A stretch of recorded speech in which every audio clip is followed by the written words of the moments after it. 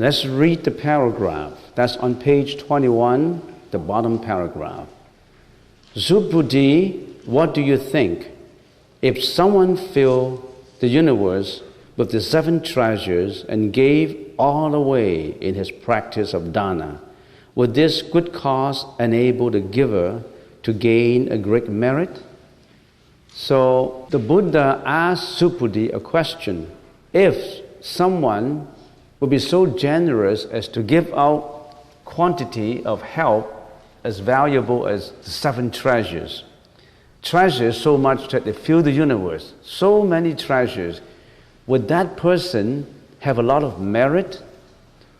So that's an analogy saying that if someone give and give and give so much, similar to giving treasures that could fill up the whole universe, to give, to help, to donate for charity purposes, would such merit be great? So this is the question. The Buddha raised that question, he has the reason to raise this question. What are the 7 treasures? The 7 treasures, according to the Sutra, it's gold, silver, crystal, agate, carnelian, coral, and amber. In the Chinese language, it's 金银 琉璃、砗磲、玛瑙、珊瑚、虎白. The 7 treasures. These are the treasures. These are very valuable treasures. It's just like giving money, which is so valuable, a lot of money to help the poor.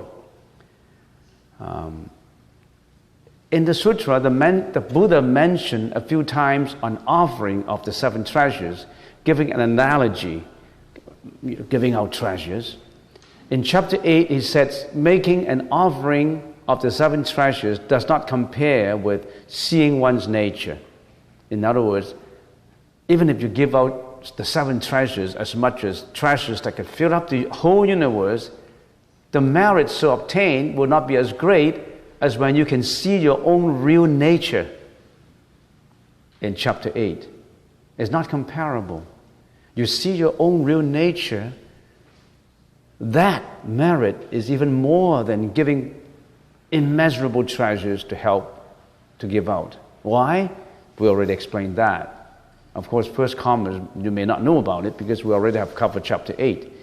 So, and also in chapter 11, the Buddha also says that making an offering of the 7 treasures does not compare with knowing this sutra, which means that if you really understand and know this sutra and practice according to the sutra, is as valuable, is as meritorious as giving out the 7 treasures to help. Now, and in this chapter, he says, making an offering of the 7 treasures does not compare with detachment from form, because attachment to form creates a karmic seed that can never produce a non-karmic fruit. If you detach from form, now of course you know what is detached from form. If you detach from form, the merit so obtained is even higher than giving out 7 treasures as charity, treasures as much as filling the whole universe. Why did the Buddha always mention charity? Why did the Buddha in the sutra always cited charity as a forefront practice? Because in the 6 paramitas, remember the 6 prajna paramitas? The first one is charity or generosity, and in the Sanskrit language is dana. Charity, morality, keeping your precepts, conforming to the precepts, endurance, the third one is endurance. Morality is, of course, conforming to precepts. Charity, morality, endurance, diligence, meditation, and wisdom, or prajna. Now these are the 6 paramitas. And charity is the foremost of the practices, because charity is easy to do. I think charity is easier to do than the other 5. Endurance is difficult. Morality is difficult. Diligence, meditation, and prajna is difficult. Charity, I think, is the easiest of the six, but it's not the least unimportant, not the least insignificant. It's as important as all the other paramitas. It is relatively easier to practice giving, and it is as important as all the others. So that's why the Buddha always give an example of charity when he compare certain philosophy with the six paramitas. Now the next paragraph, I think today we would like to finish section 19, so let's get to the next paragraph.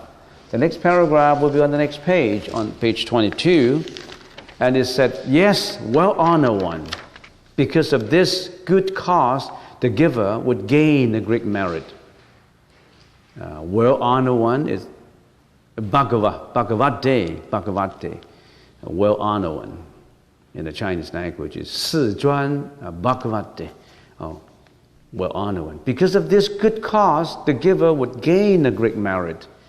Of course, the giver, very generous, would have a lot of merits obtaining from giving. Next, Subhuti, if the merit were real, the Tathagata would not say it was great. He said so because there is no merit. It seems paradoxical, but it isn't. While an offering of the seven treasures is great, no matter how immeasurable and the merit might be, it is still empty. Such merit does not include liberation, either liberation of our own or that of others. Thus the Buddha said such merit is not real, as such merit would enrich only your next incarnation. Assuming you don't get enlightened and you don't detach yourself, you don't transcend life and death, you don't transcend samsara in this lifetime, you still have to reincarnate in your next life. But if you have done a lot of merits in helping, you've done a lot of giving, in the next life it will enrich your next life only. It would not liberate you. In other words, you carry your good karma, your meritorious karma, into the next life. But you still don't get liberation. You still carry on with your samsara, your life and death. That's why the Buddha said, this merit is not real merit. It only enriches your next life. It doesn't include liberation. For all those people who are extremely rich now, billionaires, they didn't become billionaire without a reason. They have done a lot of giving in their last life. Not just their last life, their previous lives. They have done a lot of giving, a lot of charity. And because of that cause, when they come back again, they become billionaires. Not just because of this lifetime. And some people are extremely poor. Why? There's reason for it.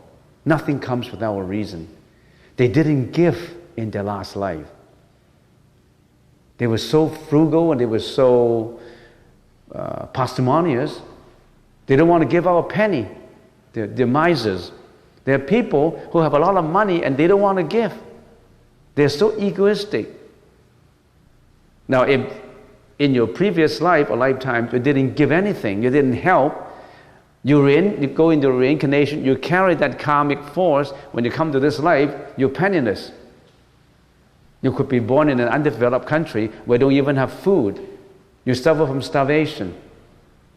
And how come there are differences? Some people, there's a saying in the Chinese proverb. There are people who were born with a golden spoon. The people who were born with nothing, not even a piece of cloth. In some underdeveloped countries, they don't even have a piece of cloth. So, why? There are causality for all these. Everything has a reason. Everything is cause and effect, cause and effect. Don't blame the universe for it. Don't blame others for your lot. You cultivate your lot with your own hands. You did it, you're responsible for it, not God. You, me, are responsible for our actions. We are responsible for our karma, not God. Don't blame God.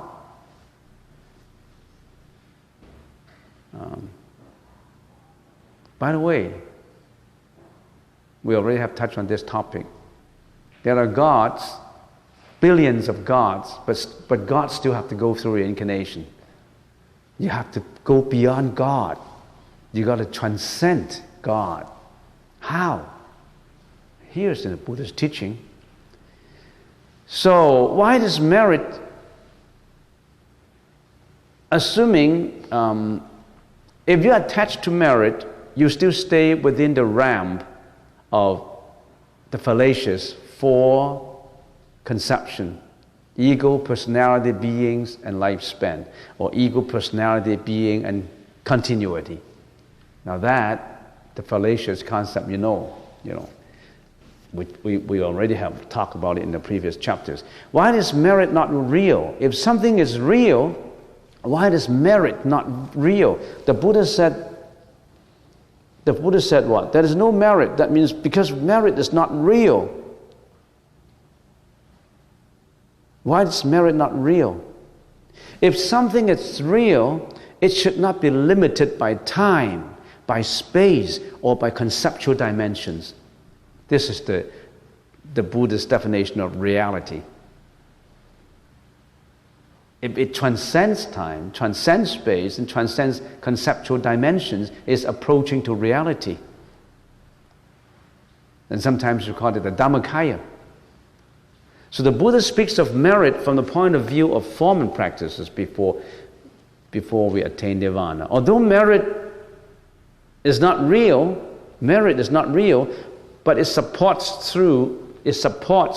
true realization. So the Buddha speaks of merit as merit. It does not mean that, merit is not real, so I don't need to do any charity. Because charity would give merit which is unreal, so I don't do any charity. Oh, you got it all wrong. You have to do charity. You must do charity. But you don't attach to it. The Buddha speaks of such merit as great because greatness or smallness relates only to form. And form has no reality. It is force. If donors detach from form in their practice of charity and do not consider merit to be real, this is not force. If donors attach to a subject or object and think that the merit is real, this is force. You see the difference? If you do your charity, you don't attach to merit. It is not force. If you do your charity, you attach to the merit, then that's force. So it's a matter of attachment or non-attachment. And when you transcend form, you don't have any attachment. When you don't have attachment, your ego is gone. When your ego is gone, the prison of your ego wall has collapsed. You see the whole vista of the horizon of space. But when you are surrounded by your ego prison, you don't see anything. You're in that cell, you're in that jail, you're in that ego prison. We can't get out. Section 20. Subhuti, what do you think? Can the Buddha be perceived by his completely perfect physical body? A Rupakaya. Next paragraph. No, well-honored one. The Tathagata should not be so perceived. Why? Because the Buddha says the completely perfect Rupakaya is not, but is called the completely perfect Rupakaya. Subhuti, what do you think? Can the Tathagata be perceived by his completely perfect form? No, well-honored one. The Tathagata should not be so perceived because the Tathagata sets the completely perfect forms are not, but are called completely perfect form. They're not real form, but they are called form. Isn't paradoxical? It isn't. You must understand it. According to sutras, the Buddha possesses 3 bodies, which are actually essentially one. But we can say there's 3 bodies. One is Dhammakaya, the other is Sambhogakaya, and the other is Nirmanakaya. Dhammakaya in the Chinese language is 清净法身. Sambhogakaya 圆满报身. Nirmanakaya 千百亿法身. The Buddha has 3 bodies. Isn't it strange? What is a Dhammakaya? The Dhammakaya is the Dhamma body as opposed to the physical body of the Buddha. It is formless, penetrating all existence, shining everywhere and enlightening all. According to the general Mahayana, this is the reality body, the true body or the true mind or absolute existence, however you want to call it. Or that is your, last time I talked about originality enlightenment, original nature. We have that nature of becoming the Buddha, that Buddha nature, that is the Dhammakaya. That Dhammakaya is formless. And the next is Sambhogakaya.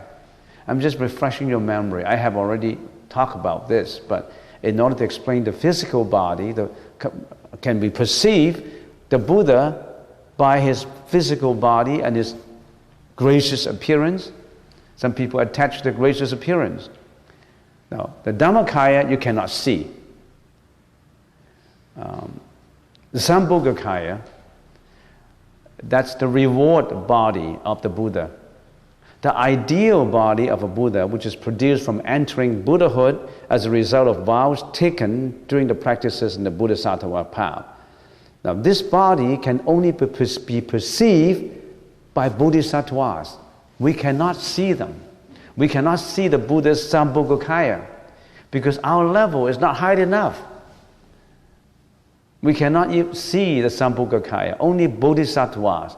Only the Bodhisattvas in the 10 bhumis, a higher level Bodhisattva can see. We couldn't see. We're not capable of seeing. The third is Nirmanakaya. This is the body we see. This is the body of transformation by which he appears in any form seen by sentient beings. Now, historically, Buddha Sakyamuni was born in India 2,600 years ago. He was a prince, and later he abandoned all his luxuries and desires and became an ascetic, and then he became a monk, and he obtained nirvana. And he appeared as a man. Now that is the Nirmanakaya. In appearance, we can see them actually in the history of mankind.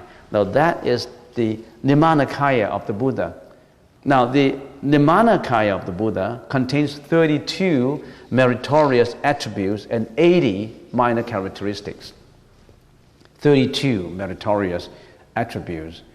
Of course, the sutras mentions in detail these 32 meritorious attributes and 80 minor characteristics. It's all detailed in sutras, particularly in the sutra called Abhini Sramana Sutra.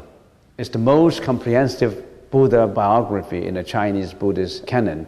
There's a translation by S. Beal, B-E-A-L, Professor S. Beal. He translated that 100 years ago. He translated that Abhini Sramana Sutra, and in which there's a detailed descriptions of the 32 meritorious attributes and 80 minor characteristics. For example, just off the top of my head, I can think about is the Buddha has 32 attributes: fingernails of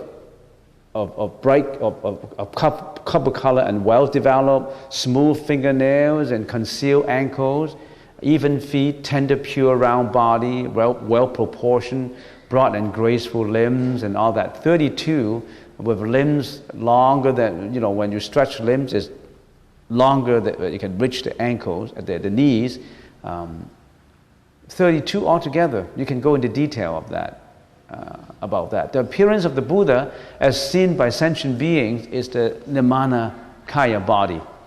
That is his incarnated or apparition body, in which he appeared in order to teach the beings of the world. Such body was now long cremated and it was just an incarnation. This is not the true body. So you cannot attach to the form. If you attach to form, you attach to appearance, you cannot transcend form. So the Buddha wanted to remind Subhuti that the Dhammakaya has no form. The Dhammakaya it transcends forms, it transcends appearances. Why do we have to transcend form? The Buddha is teaching us to detach from form, teaching us to detach from ego. He's giving a lot of examples. Dhammakaya, it's all-powerful. If I can give an example of space, space has no form, but it absorbs all form. It takes in all forms. All form exists in space, but space itself is formless. You have a box and you say, if there's nothing in the box, you say, there is space in the box. Yes, only when you have a box, you have space. And the box is within all those 4 levels, all those 4 woods. You call it box. If we see the Buddha in his form, we do not see the real Buddha. How can you see the formless from the form? If we attach to form, we have built up in our mind, the fallacious 4-fold notions again: the ego, the personality, beings, and lifespan. So in order to finalize this, which I already have up to section 20, next time I'm going to start on 21. Let's raise 2 questions. Can we see the real nature from form? Can we see real nature from form? The answer is no. If you attach to the notion of form, you cannot see the real nature of form. So you cannot see the real nature from form because you attach to form. So the answer is no, you cannot see real nature from form. But the answer is also yes. If you do not attach to the notion of form, you see the real nature from form. Remember the Heart Sutra said? And I read it out to you. Oh, Sariputra, form is no different than emptiness. Emptiness is no different than form. Form is emptiness. Emptiness is form. The same is true with perception, conception, volition, and consciousness. So we always have been chanting the Heart Sutra. It summarizes what is said in here. So that the Heart Sutra it summarizes a lot of philosophy in there. But every word contains a lot of deep meaning into it. That word emptiness. You can talk about it for years, about that, just that word emptiness, sunyata. How come form is no different than emptiness, and emptiness is no different from form? How come form is emptiness and emptiness is form? How come it is the same with perception, conception, volition, and consciousness? What is the meaning of conception, perception, volition, and consciousness? And then it says, therefore in emptiness there is no form, no perception, nor conception, nor volition, nor consciousness. There's no eye, ear, nose, tongue, body, or mind. I have eye, ear, nose, body, and mind. And it says you have no eye, ear, no nose, tongue, body of mind, no form, sound, smell, taste, touch, or object of mind. A lot of negation. How come there's a lot of negation? There's a lot of negation. There's also a lot of affirmation. So, the sutra appears as paradoxical, but then it gives you the negation and the affirmation. So we really have to study a lot into it. the profundity of the Buddhist philosophy requires us to deal more into it by comparison to actual life, by our life. Only by comparison, by experiencing our life, can we actually see the philosophy of Buddhism. Don't just stick to the words.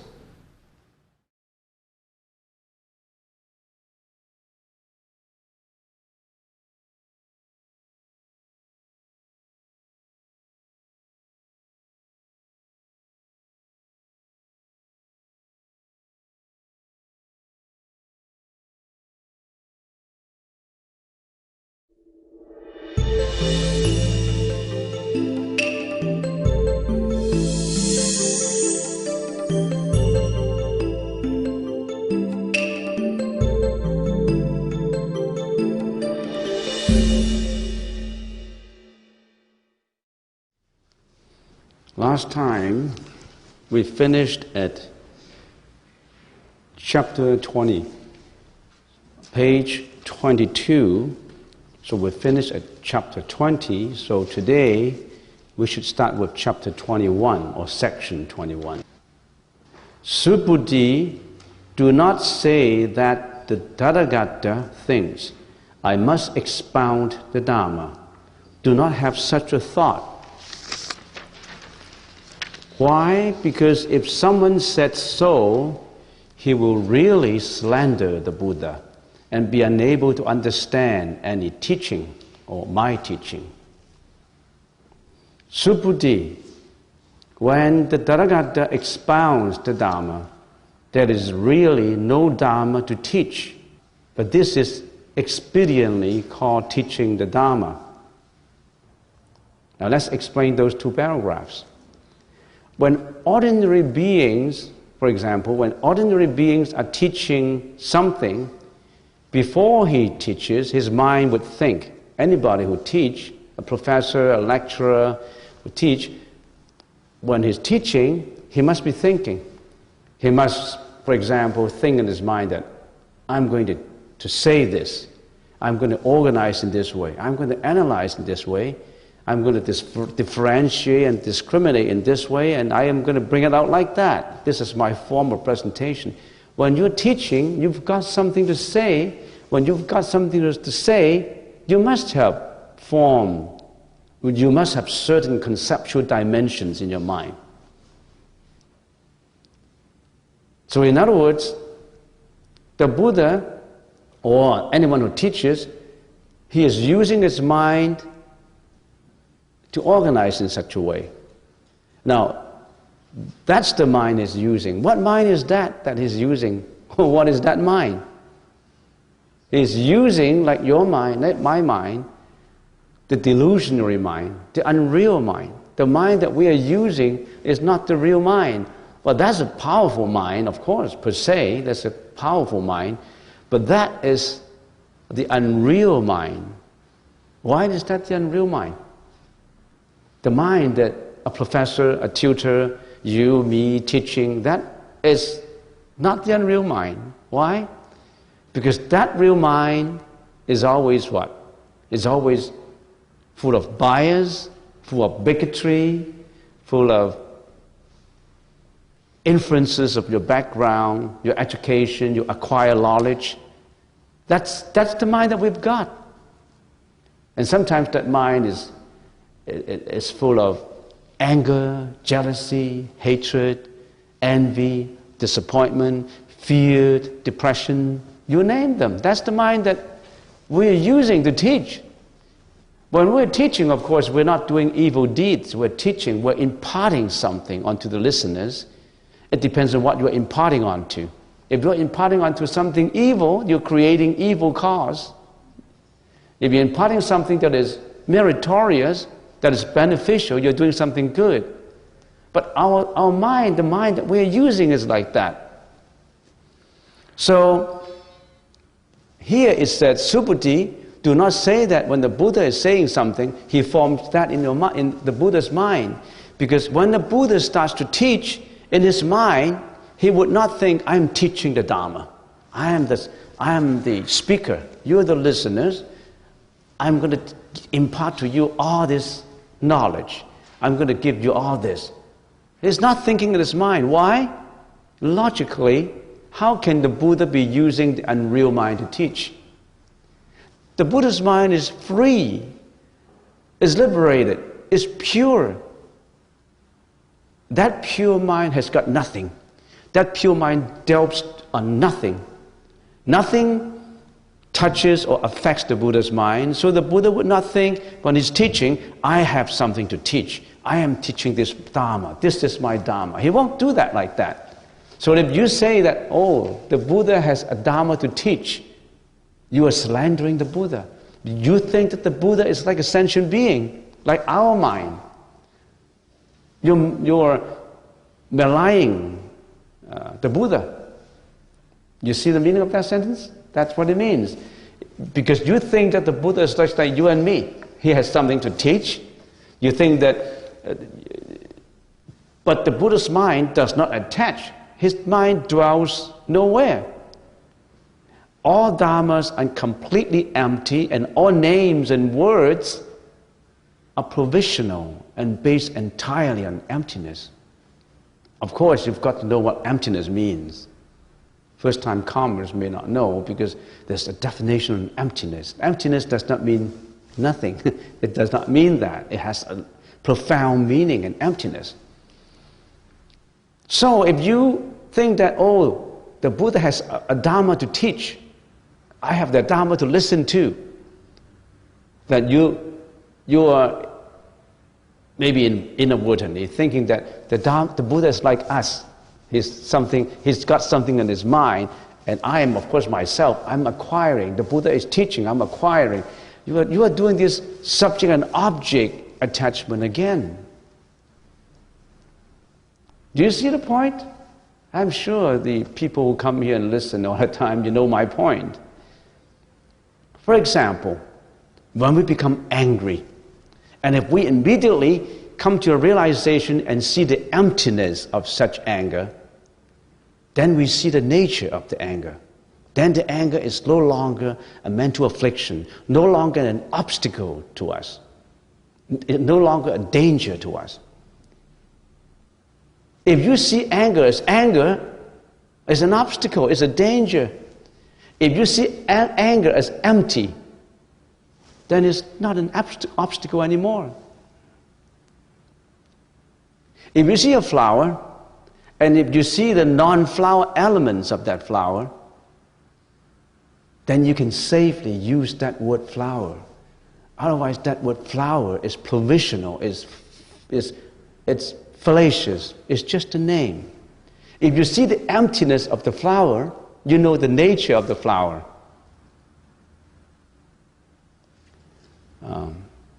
So when you see everything and see its nature, everything is not an obstacle. Then there's no mental affliction. When you get angry, you're attached to anger. You argue, you fight, you yell, you do whatever possible to express that anger. But however, if you immediately see the emptiness of that anger, where does that anger come from? Does it have its real essence?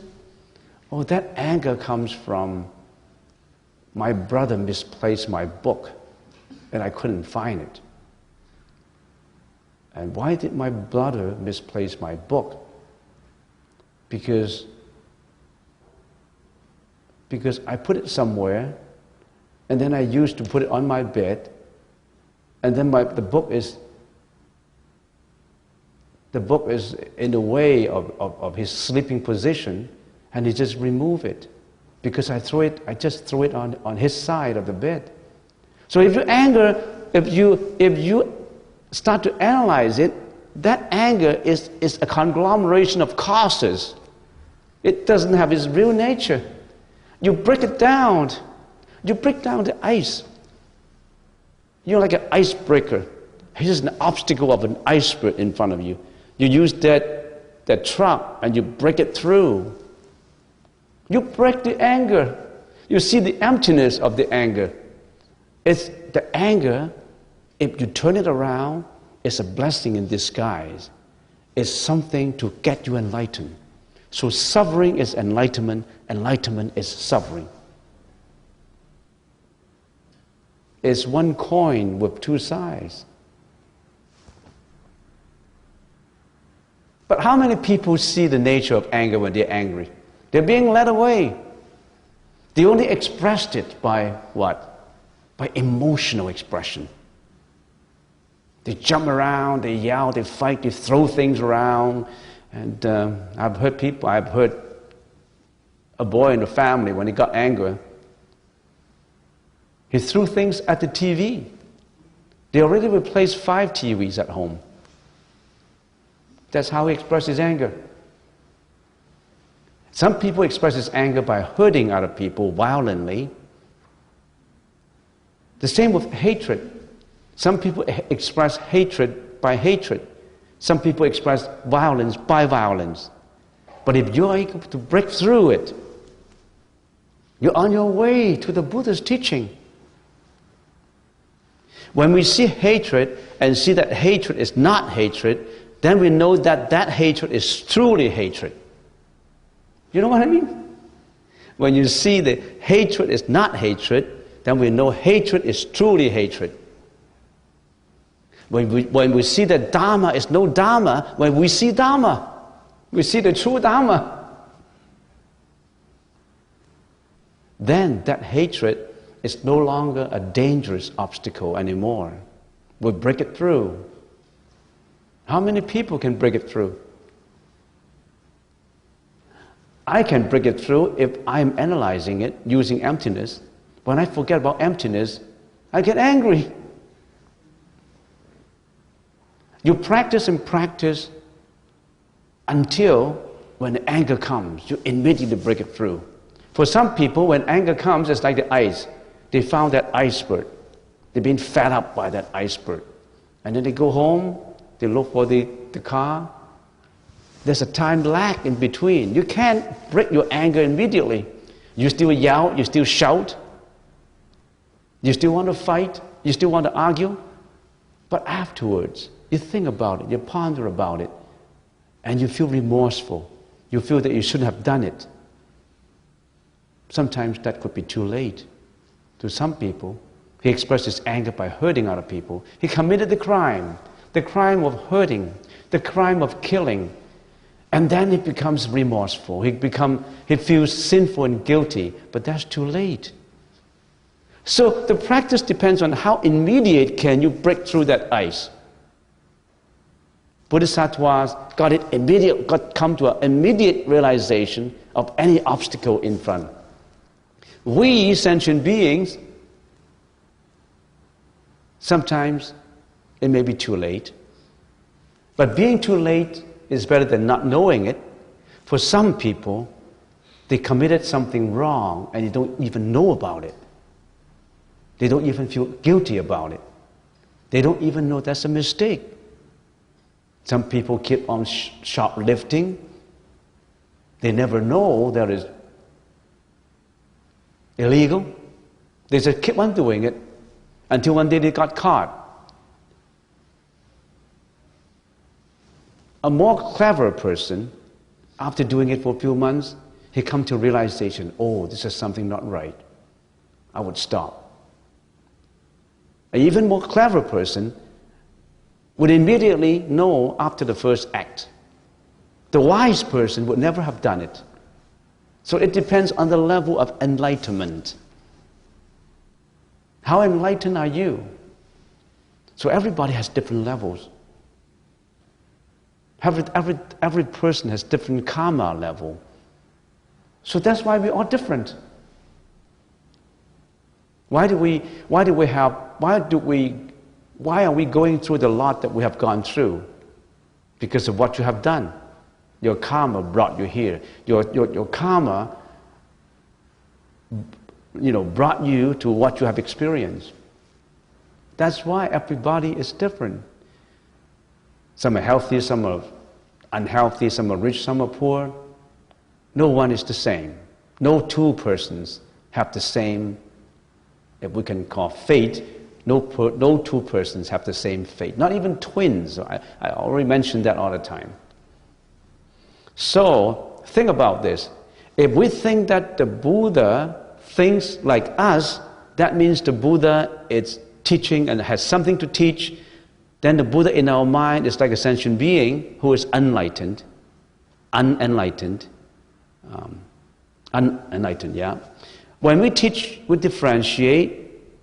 When we teach, we differentiate. There is a communication. There is the teacher, the student. There is the I, the you, the me, and them. When we have this conceptual dimensions of me, ego, you, I, and if that still exists, then you're still attached to the fallacious notion of, remember in the Dharma Sutra, ego, personality, beings, and continuity. You still attach to that. Because if you think you have a Dharma to teach, or you just think that you have the Dharma to obtain, we still attach to that ego. You see how logical the thinking is? If the Buddha said, our mind is unreal mind, and if you think that the Buddha teaches like what we're teaching, we have the Dharma in the mind to teach, what are we using to teach? Our mind that has conceptual dimension, that has a language, that has words. We speak because we have a language because we have words, we have names. And what did the Buddha teach? This is all names, all words, all languages, all language. Are these not conceptual dimensions? And the Buddha said, if you ask the question, you're intelligent. And let me tell you, I have nothing to teach. Don't rely on this. I have nothing to teach. You have nothing to listen to. You see the point?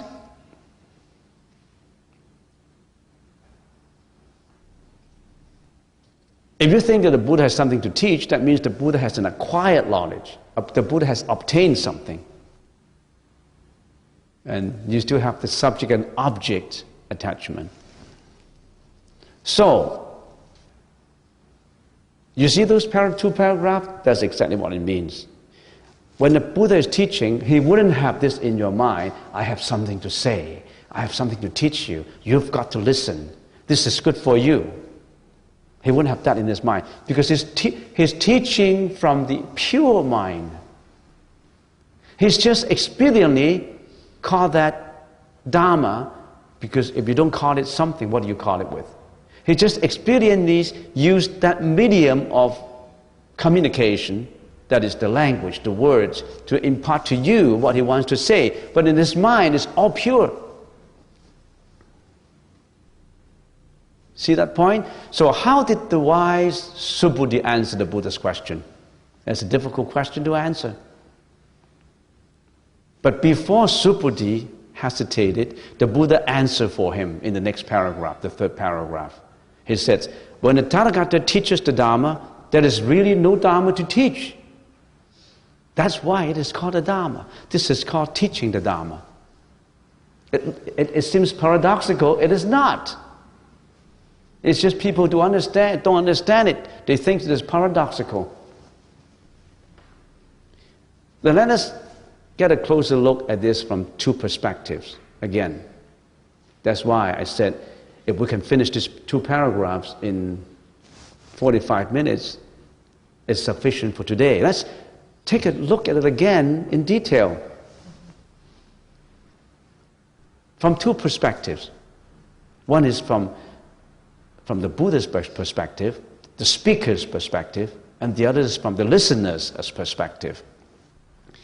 When the Buddha is teaching the Dharma, there is really no Dharma that he's teaching, because his mind is not differentiating, it's not discriminating, not organizing, not judging, not biasing like sentient beings.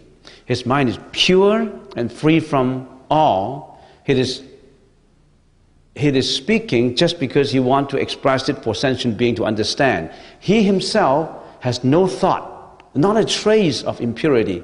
His mind is empty of all things. How can then he still maintain that idea he has a Dharma to teach? So that's from the speaker's perspective. His mind is all clear. So there's nothing to teach. There's no listeners. There's no speaker. The Dharma in terms of words or language is just for expression, just for teaching. To the Buddha's mind, no attachment. Why do we become sentient beings and get into powerful reincarnation? Because we have attachment. We cling to appearances. We cling to forms. So all these conceptual dimensions are not the real mind. The real mind has no subject, no object. The real mind is free and pure. In order to express it, we say the real mind is empty. So remember what the Heart Sutra says?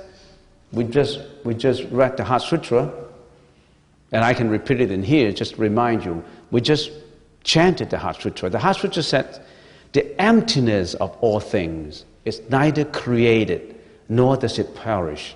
Neither pure nor impure, neither decreasing or increasing. That's exactly what it means. Therefore, in emptiness, there is no form, nor perception, nor volition, nor consciousness. No eye, ear, nose, tongue, body, or object of mind. No realm of the eyes up to no realm of consciousness. No ignorance up to no old age and death, nor the extinction. There is no suffering, no cause of suffering, no extinction, no path, no wisdom, and also no attainment, because there is no object to be obtained. There's nothing to be obtained. This, the Heart Sutra just mentioned, yes, the Buddha expounded the Four Noble Truths. What's the Four Noble Truths? Suffering, causes of suffering, cessation of suffering, and nirvana. So in here we say there is no suffering, no cause of suffering, no extinction, no path.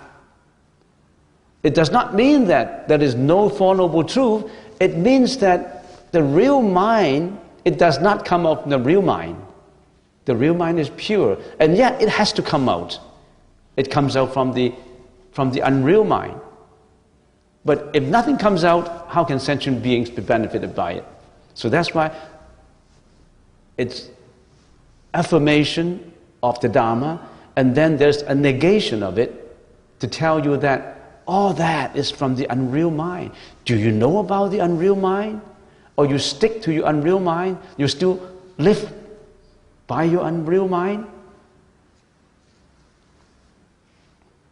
Some commentators compare the Dharma taught by the Buddha to a mirror. A mirror? A mirror reflects without any intention to do so. You come to a mirror, the mirror does not intend to reflect you. The mirror reflects you, but the mirror has no intention to reflect you, because the mirror is pure. And also the mirror has no attachment as to what is being reflected. You come to it, it's just reflected. This is how the Buddha teaches without teaching. The Buddha has no intention, has no impurity. The Buddha does not differentiate what is the images on the mirror.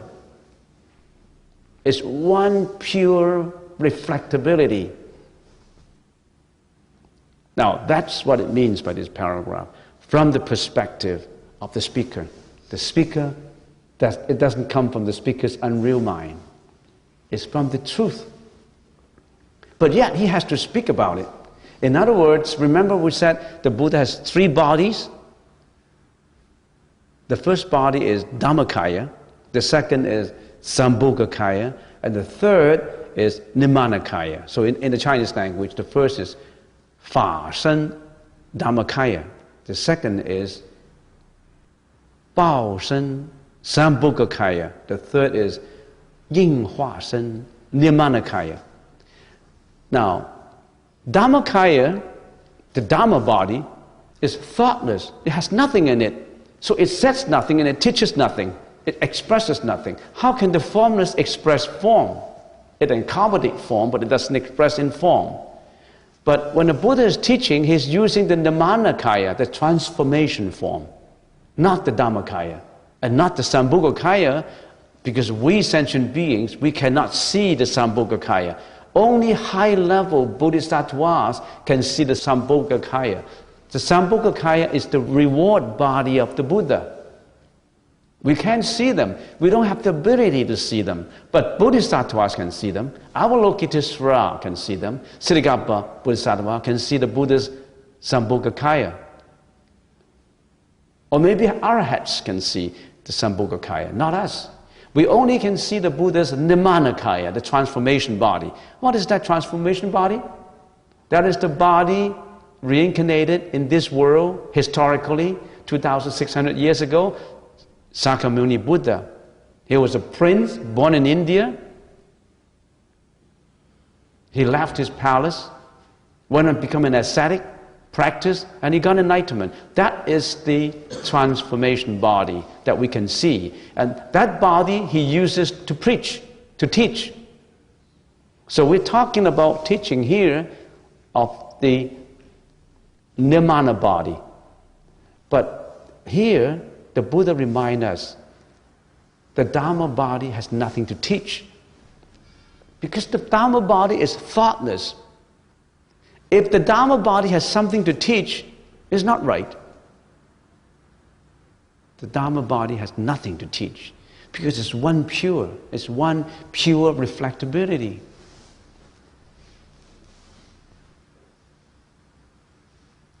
If the mirror said, I have something to reflect, you come to me and I reflect you, the mirror has attachment. The mirror does not need to say he has something to reflect. He already has that nature of reflectability. Anything comes in, he just reflects it. But being the mirror with attachment, the mirror with jealousy, hatred, disappointment, depression, anger, all these mental afflictions, the mirror said, here, come in here or here, let me reflect you. He does not need that because he has that reflectability. But this poor guy, he does not know. He still thinks that he reflects, he attaches the attachments.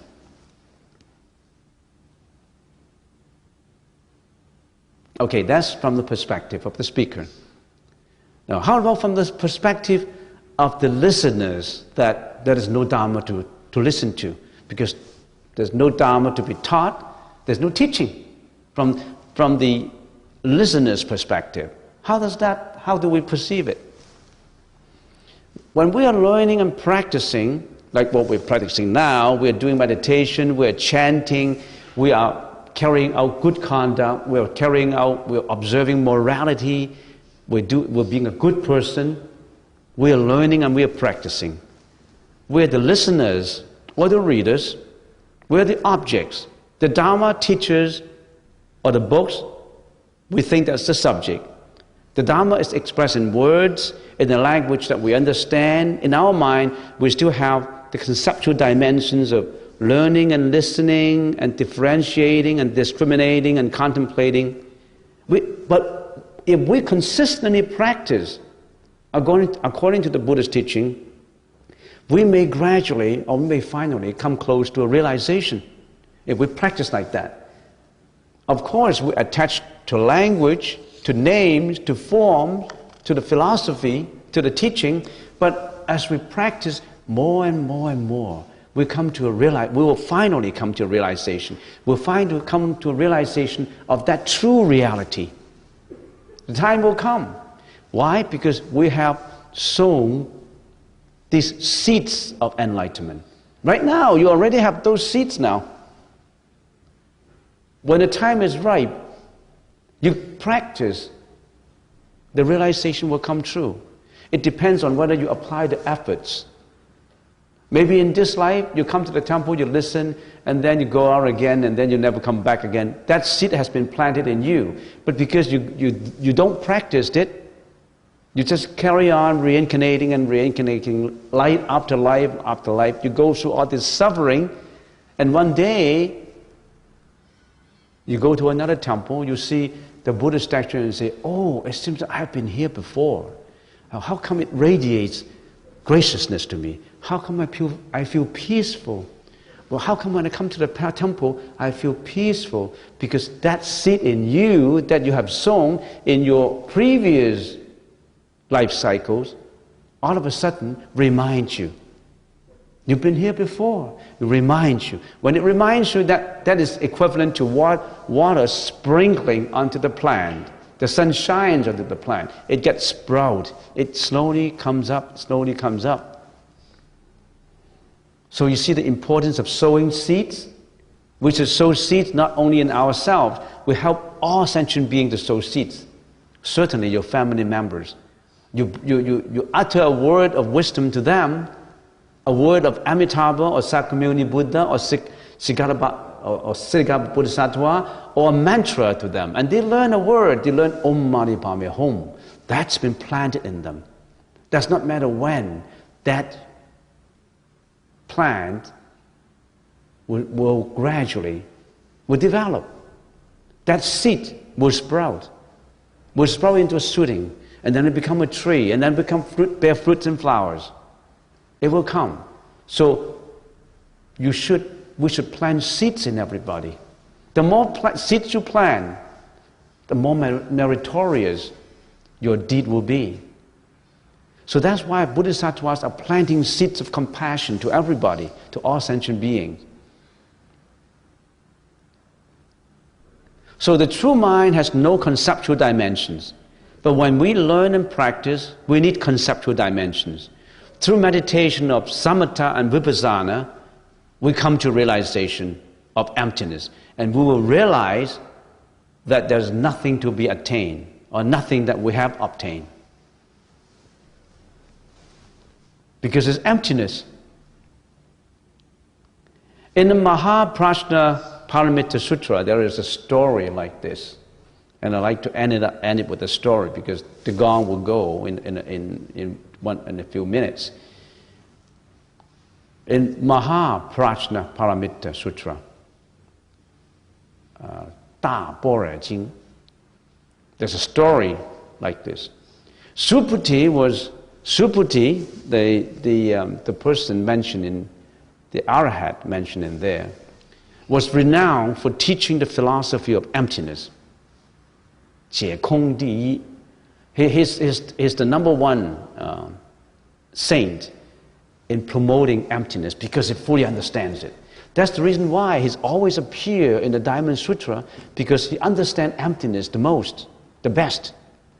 So Subhuti was renowned for teaching the philosophy of emptiness, and he's always teaching it. He was always going out, after alms round, after listening to the Buddha's lecture, then he himself went out to promote emptiness, letting people know about emptiness, non-attachment.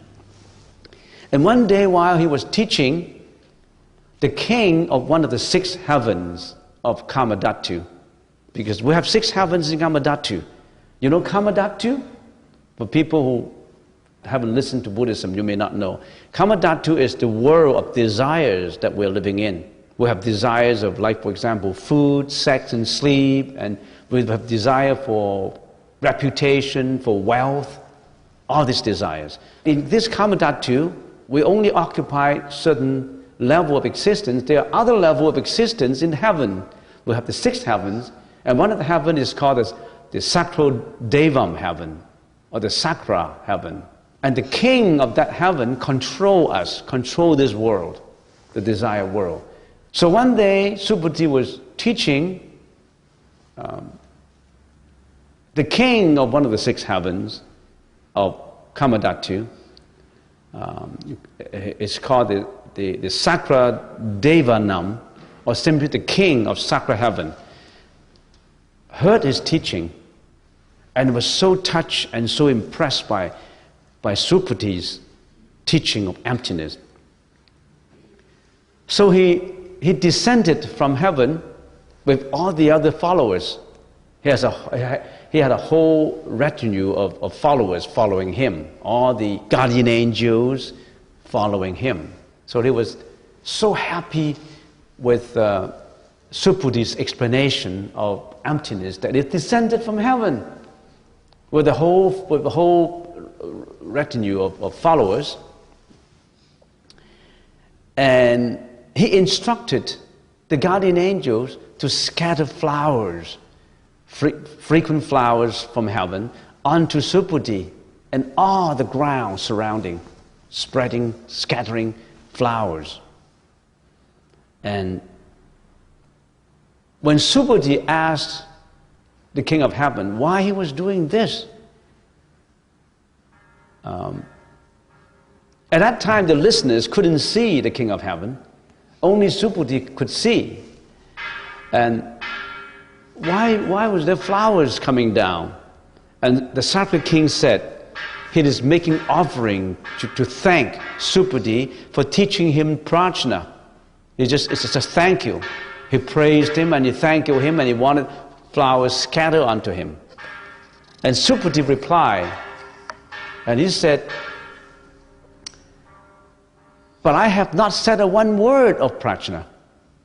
You said you praised me because of what I said of prajna, but I have not said one word of prajna. How can you say I teach prajna? To this the king replied, so it is. The Venerable Subhuti does not teach one word, and I do not hear one word. That's prajna. Nobody teaches, nobody listens. Nothing is taught and nothing heard. That's true prajna.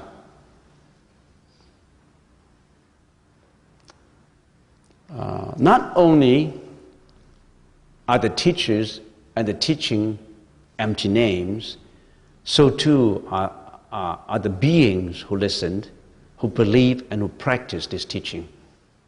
So remember what the Heart Sutra says? When the Bodhisattva comes to a real realization, the Bodhisattvas practicing prajna paramita have no obstacles in mind. Having no obstacles, they overcome fear, liberating themselves forever from its delusions, ultimately realizing nirvana. All Buddhas of the past, present and future, abiding in prajna paramita or emptiness, attain anuttara samya sambuddhi. No more obstacles. Because you see through things as they are, not as they appear to be. You see through anger as what it is, not what it appears to be. When you see A is not A, then it's truly A.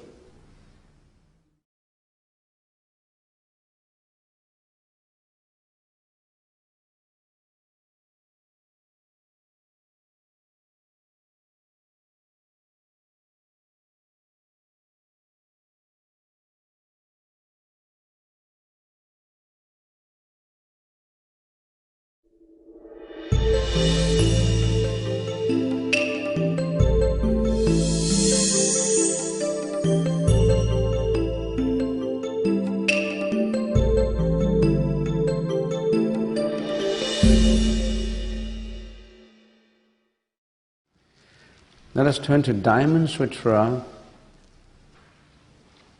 on page 23. And last time we finished with section 21, except for the last 3 paragraphs. We almost cover 50 or 60% of the sutra. There's altogether 32 sections. If we finish this section, there's only 10 more sections to go, 11 more sections to go. So far, what have we got from this sutra? What have we learned from this sutra? I guess I always have been repeating. We always have to remember what is the initial question asked by Subhuti. That's very important. What's the original question? And then we also have to learn how to detach from or not attached to the 4 fallacious conceptual dimensions. Actually, there's not just 4, there's 6. So, no attachment to ego, personality, beings, and life. In the Chinese language is 无我相、人相、众生相、寿解相.无法相, and also no attachment to the Dharma, 无非法相, and also no attachment to no Dharma. There's no attachment. We reincarnate because we have attachments. Attachment to what? To worry, of course, to jealousy, hatred, greediness, anxiety, depression, all kinds of mental afflictions. We're attached to them. Especially worry and fear. These are the two very commonly attachments of temporal beings, of secular beings, ordinary sense living beings like us. Worry, anxiety. What is this worry? Worry about what? Well, a common worry that most people have, or almost everybody has. Sickness. Worry about sickness. That's very common. Well, because in North America we already have food, we have shelter. Well, in underdeveloped countries you worry about whether you've got food and shelter. But in North America, most of these things are taken care of. And when you don't have these kind of worries, you worry about things, you look for worry. The next worry will be death. Will be, you worry about sickness. You're not sick, but you worry about sickness. And if you are sick, you worry about not worrying. The worry would jump to a higher level, becomes feared. Worry develops into feared. Fear of what? Fear of this thing called death. So we're attached to worry, we're attached to death. That's very common worry. But if we are learning Diamond Sutra, we should be detached from all this. What does this worry comes from? It comes from ego, it comes from personality, it comes from life, it comes from beings. All this worry comes from that. And many people would say, oh, yeah, we were worrying, but sometimes these worries are real. I worry about sickness, I worry about death, I worry about sickness. I got the sickness. And that worry is justified. It does not matter whether you got sick or not. I know a lot of people. I know right now there's at least one devotee coming from Hong Kong, and he was near death. I can tell you his story. He's now 76 years old. At the age of 40, he had a car accident. He broke his neck and he broke his spinal cord. So if you break your neck, and the upper part of your body, and you break your spine, what's left? So he was paralyzed, and at that time he had a family of 3, his wife, his 2 children, and child, 6, one child is 6, the other is 8. They're coming for this, the whole family came from Hong Kong to join us in our retreat. And he had that accident one morning, and that's before the Cultural Revolution. And the whole car rolled downhill into a cliff. And the driver got thrown out, and he grabbed onto a big tree. He got bruises all over the body, but not life-threatening. But he hit a rock, so broke his neck. The neck was broken, and the spine broken. He was rushed to a hospital. And because he got his accident on duty, then he was rushed to the best hospital in Guangzhou, in the, I think it's Army and Navy hospital, the best hospital for for brain, for surgery. And so he was taken to the hospital, and a few doctors diagnosed and came in for the emergency, and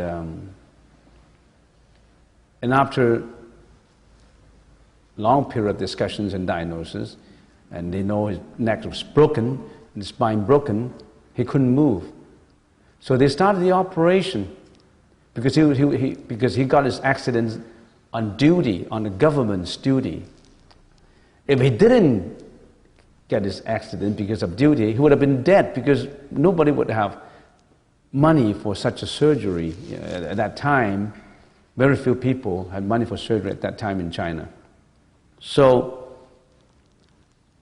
the doctors came to, oh, I should be talking about Diamond Sutra though. well, just continue. So the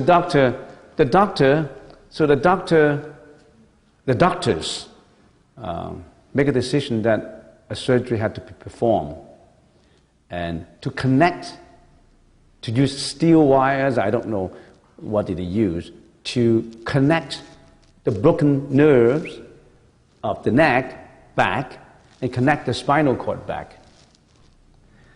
But somehow they could not use anesthesia, pain relieving, and they had to cut him alive.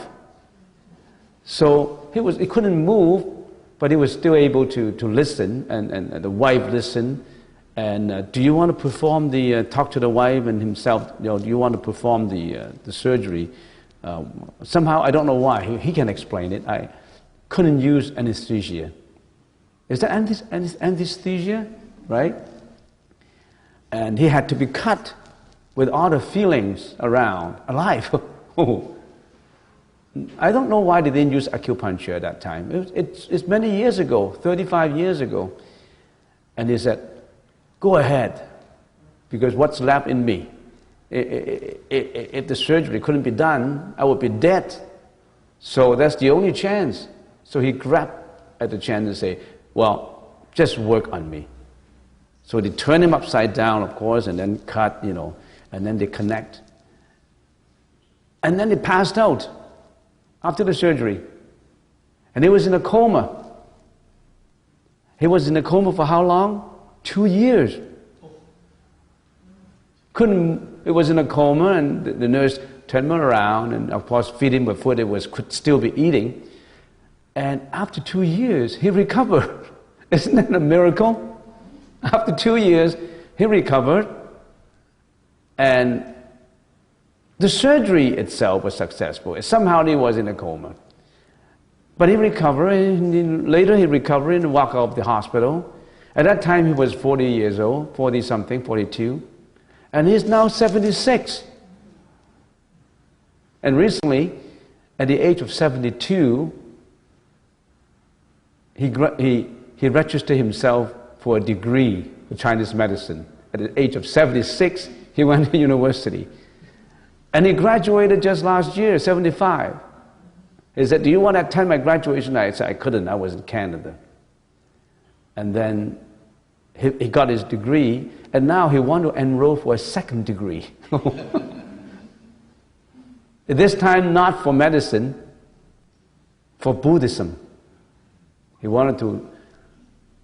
sent his registration in, so when he graduated, it would have been 78. He's coming for the retreat. The reason why I could say something of his privacy is he's always released to everybody. And recently, a few years ago, he got some of his connections broken. So sometimes he woke up at night because of the pain, and he refused to eat painkillers. And he had this pain all his life, actually. He had this pain in the neck, but all his life, but he was able to raise the whole family. And his family prospered. His sons went to UPC and graduated from there. 2 sons graduated from there, and they did excellent jobs right now. And he was always telling people, miracles do happen. Miracles do happen. Imagine. And I remember what Albert Einstein said. There are 2 ways to live your life. One is as though nothing is a miracle. The other is as if everything is. everything is a miracle. Particularly when you know Buddhism, you can always invoke Bodhisattvas to help you. At that time, he didn't know anything about Bodhisattvas. He just built his faith, his confidence, his will to live. He always tells people, I have this strong will to live. I never give up. Anybody, most people, would have given up already. I knew him 30 years ago when I was in business, before I became a monk. And this guy, he worked extremely hard. He behaved as if he's a normal man.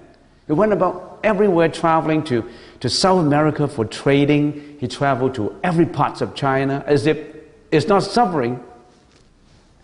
And when he took his pill, I saw him taking a pill. You know how he takes his pill? He just popped in his mouth. I said, how come he didn't take any water? I train myself in all situations. So I just pop it into my mouth without any water. Sometimes I don't have any water. So he trained him. He's like an Iron Man, you know. And he's been traveling around. He had to sleep on hard bed. So when he stay in a hotel, he never stay on the soft bed. He sleeps on the floor. So if you go trading with him, traveling with him, you can take 2 beds if you're in the same room, because he's always sleeping on the floor. And a wonderful man with extremely strong will, his will to live. Because he told me when he was lying in the hospital, he only got one will. I still have my son, 6 years old, 8 years old. I got to raise them up. I still have my wife. I can't die. I don't want to die. And live on. Today, he will be coming to the retreat. And I still remember what Helen Keller said. Security is a superstition. It does not exist in the world. Life is either an adventure or nothing. What is the security? It's a superstition. What is the security? Security is not being hurt, not going to die. That's security, right? You want to be secure. What kind of security? The security of being protected, or being protection of your own life.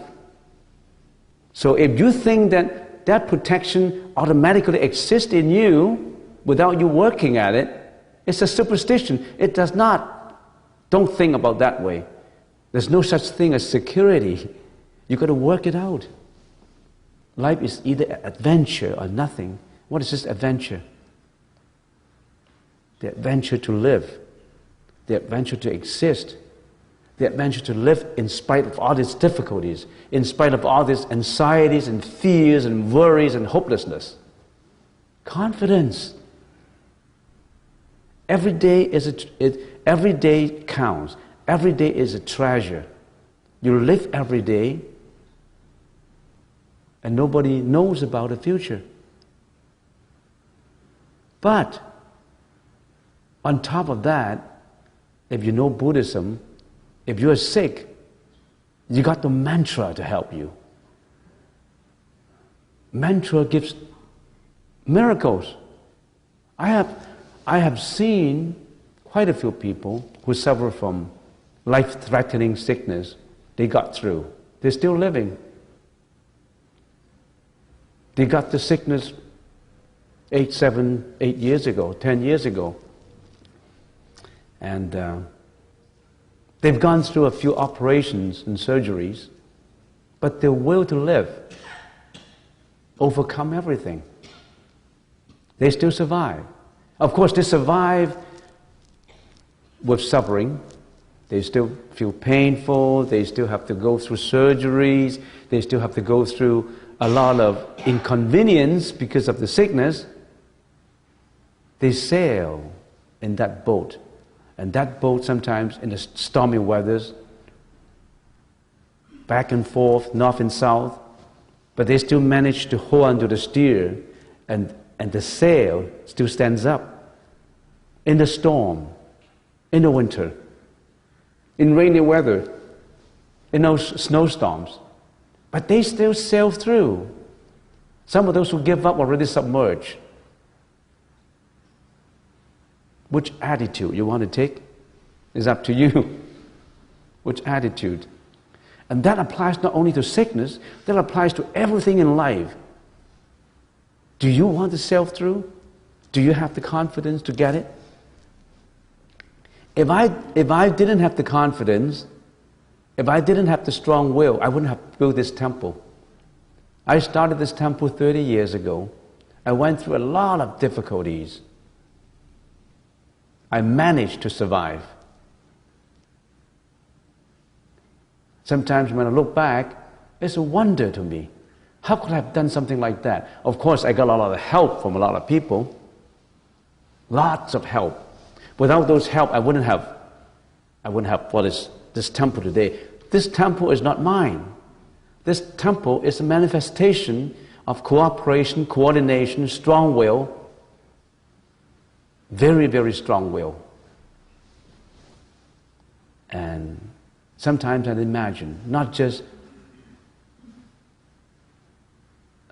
those who involve have strong will and help in.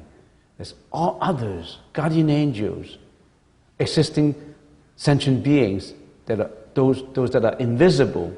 They all contribute their help. Because they know that if the organizers have the strong will with no profit motive, no greediness involved, they will be sailing through.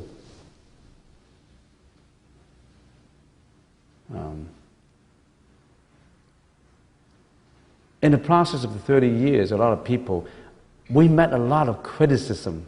We met a lot of obstacles. We heard people saying, oh, these guys are making a profit, building a temple, getting all this. This is called a religious business.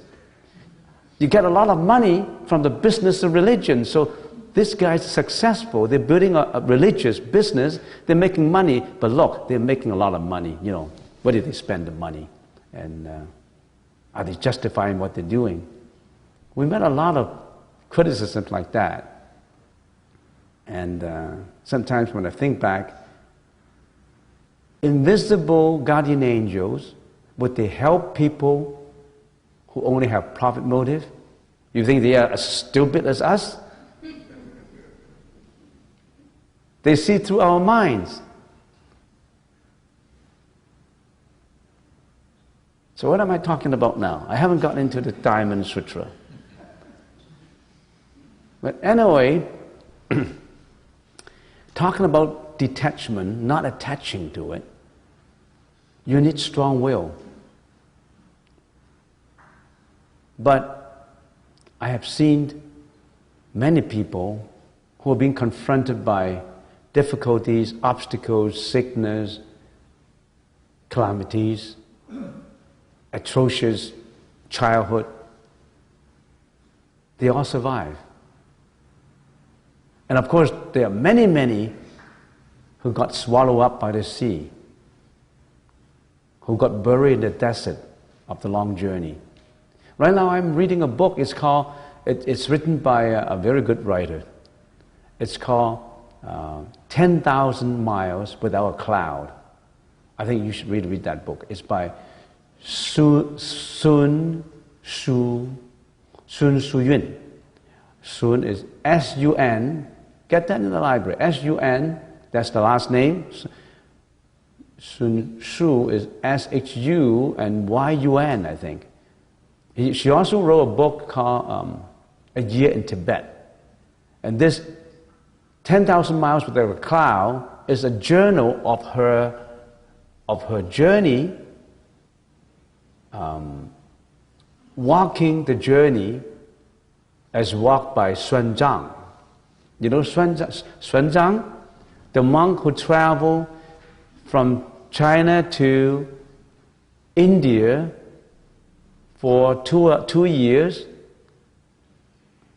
finally got to India, stayed in India and studied for 17 years and brought sutras back to China.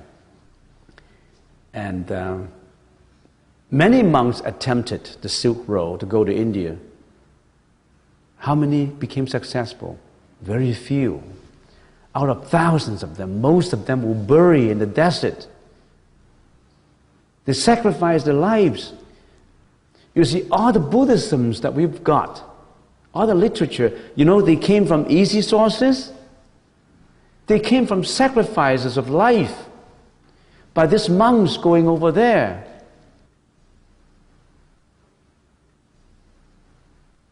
Their lives are valuable to them, but they were willing to sacrifice them in spite of all these difficulties, and some really got sacrificed. A lot of skeletons and bones on the deserts. You know how Xuanzang walked his way? By recognition of human bones in the desert. And in that book, there's a lot of information about how Xuanzang traveled and how she traveled. I don't get any commission out of the book, but but it's a very thick book, a very good writer, a Chinese writer. She became a renowned writer and a filmmaker, because she make a documentary films on these things. It's a good book. I should gear myself back to Diamond Sutra. Okay, let's read. Then the wise Subhuti said to the Buddha, "World Honored One, will there be in future ages living beings who will believe this Dharma when they hear it?" The Buddha said, "Subhuti, the living beings you just mentioned are neither living beings, nor are they not living beings." Why, Subhuti? The Tathagata said these living beings are not really living beings, but are expediently called living beings. These sentences seem to be paradoxical. How come living beings are not living beings, nor are they not living beings? That's why they are called living beings. For people who study the sutra, they don't know what it means.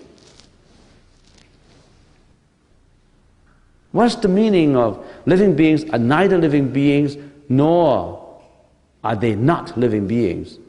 Generally, living beings, like you and me, we're also living beings. Living beings, from the perspective of enlightenment, can be classified as in two categories. Living beings who are temporal living beings, like us who are living in this world, temporal, transient, ordinary living beings, and also living beings who are bodhisattvas, who have achieved a very high level of enlightenment, who are already free from reincarnations, who are in the 10 realms. They are enlightened human, living sentient beings. So, and they are not sentient, they are also beings who listen to the Buddha. They are not living beings, they are enlightened living beings.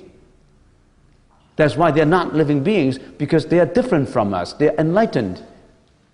And these living beings can also see the Sambhoga Gaya of the Buddha. We cannot see the Sambhoga Gaya. You know what the Sambhoga Gaya is? Sambhoga Gaya is the reward body. The Buddha has 3 bodies, right? What's the first body? Dhammakaya. What is the Dhammakaya? The Dhammakaya is the Dharma body. It's not a physical body that you can see. It is formless, it penetrating all existence, shining everywhere and enlightening all. We cannot see it. It's like space. We can only see things in space, the forms in space, the sound in space. We cannot actually see space. We know space. It's everywhere. The Buddha's body is everywhere. It's the Dhamma body. It radiates all. There's nowhere that doesn't have the Dharma body. That's the Dhammakaya. The second is Sambhogakaya. The reward body of the Buddha, only the enlightened sentient beings can see. So if Subhuti asks, well, would living beings in the future listen to the Buddha and see the Buddha and believe in the Buddha's teaching? And the Buddha said, living beings does not include the living beings like us. Living beings also include the enlightened living beings. They can surely listen to the Buddha. They can see the Buddha's reward body, the Sambhogakaya. So, sentient beings are not sentient beings because they are already free from reincarnation. Not like us. They could listen to the Buddha's Sambhogakaya. However, nor are they not living beings. That means they are also sentient beings. They are also living beings. Why? They haven't achieved Buddhahood yet. Any beings not having achieved Buddhahood, they are still sentient beings from the perspective of enlightenment. So don't include just yourself. We, living beings, can only see the Nirmanakaya of the Buddha. We can only see the 32 meritorious attributes of the Buddha. We see the actual body of the Buddha 2,600 years ago. We see the Buddha's representation now as an image. Sentient beings still can see the Nirmanakaya of the Buddha. We sentient beings also see the Nirmanakaya of Bodhisattvas. Because Bodhisattvas appear in this world sometimes.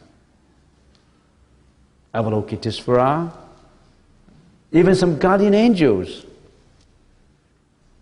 Some people, occasionally, if their mind is in purity, they could see existence that not ordinary people can see.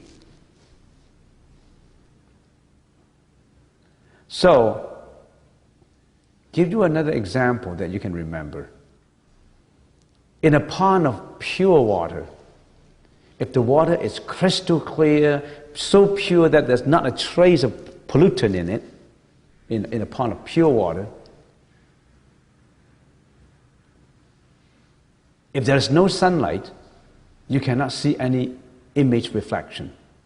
There's no sunlight, there's darkness, right? Absolutely no sunlight, how can you see anything? Pure water here means the water is so pure without any pollutants that there's no obstruction to it. Assuming the sunlight comes out, you can see image of the reflection. That image is the physical body, the Nirmanakaya, the image on the pure water. You can see, we can see images, reflections on the pure water, and that is not the reality. That is not the Dhammakaya. That's just the Nirmanakaya, the physical body reflection that we can see. And the sunlight is the Sambhogakaya. The sunlight gives you the ability to see it. But that sunlight is a very high level. And the pure water is, of course, the Dhammakaya. The pure water is no obstructions. A crystal with no obstructions, you don't even know the crystal exists. Now, when you see the image, the physical body, the Nirmanakaya, or even the sunlight, the Sambhogakaya, when you see them and you know it's unreal, you don't attach to them. So the Buddha says, if all forms are seen as unreal, you see the Buddha. You see the Tathagata. So it says, if all forms are seen as unreal, the Tathagata will be perceived. Then you actually see, but all of us, we only see the images and the reflections in the sunlight. We don't see the purity of the water. Okay, so That's what it means. Next, why Subuddhi? The Tathagata says these living beings are not beings, but they are expediently called living beings. These beings, us, we came out of causality. Our body that we see now, our physical body, is transient. We came out because of all these causes put together. How can we attach to this physical body? Form is no other than emptiness, and emptiness is no other than form. When you perceive your own body, the five skandhas, as empty, then you're free from suffering. If you're sick, you perceive this body as yours, you're suffering. But if you're sick, you perceive this body as coming from causality, and it's going to disintegrate someday. We don't know when. Future will tell me. But how come I'm attaching it to now? Because I'm not enlightened. I attach to it. I worry about this body. When this body becomes sick, I worry about it. I attach to it. But if I perceive that the five skandhas are empty, where is sickness? Where is body? Where are the five skandhas? It's emptiness. So that you're always chanting Kate Kate Bharakate, Bharasamkate Buddheswaha. There's no body to be obtained. There's no sickness to be worried about. There's no death. Because a Bodhisattva, when they remove all this attachment, their minds have no obstacles. There's no obstacles in mind. When there's no obstacles in mind, there's no fear, no worry, no anxiety, no depression, no suffering. Even the idea of no suffering is not to be obtained, because there's nothing to be obtained. I finished section 21 in time. It's easy to talk about it than to directly believe and experience it. Everybody knows about voidness, about emptiness, but when you're sick, you worry about it because you haven't seen it through. If that's the case, invoke help from Bodhisattva. You should have an invoking mantra that you'll get used to. Every time when your worry comes, invoke that mantra. At the same time, purify your karma. Why do you get sick? Because of karma. In this life, probably not in this life, maybe the previous life. Because in your previous life, you could have committed a lot of killing. You change that, not killing anymore. On top of that, you encourage people not to kill. Make it a mandate for you. If every day I have convinced a person not to kill, I have made one merit, and I have marked one stroke in there. Next day, another stroke. As time goes on, when I look back in my journal, I have convinced 500 people not to kill. That's a lot of merits. So in this life, you purify your karma, and at the same time, you're invoking help from the Bodhisattva, and at the same time, you strengthen your willpower. Miracle comes out. But that miracle would come out only through extreme devotion and extreme earnesty. Do you have that? Many people have. I won't say a few people have. Especially when it comes to life. And the man who is coming over, that devotee, can tell you a lot about it. His strong will, his willpower. He's an example of his family. All his family members become devout Buddhists. Every year when I went to China, his family members worked with me in the fish market. 3 o'clock in the morning. Struggling to get good prices to get all these fish released. Last year we released 1 million lives. Last year we were able to get it together close to $1 million Hong Kong dollars. A lot of these are free.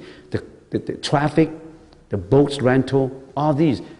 I started out in 2003 with myself only releasing sea lives in China.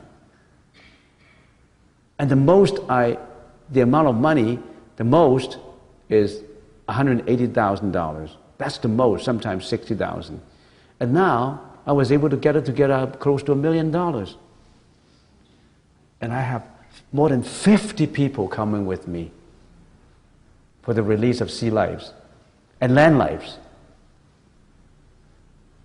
That's not because of me. Because of that, it's not me that is working. It's not because of my strong willpower. It's because of this no strong willpower. There's nothing to be obtained. This willpower is not to be a status accrued to you. You need the willpower, but again, what is this willpower? It's emptiness. There's nothing to be obtained.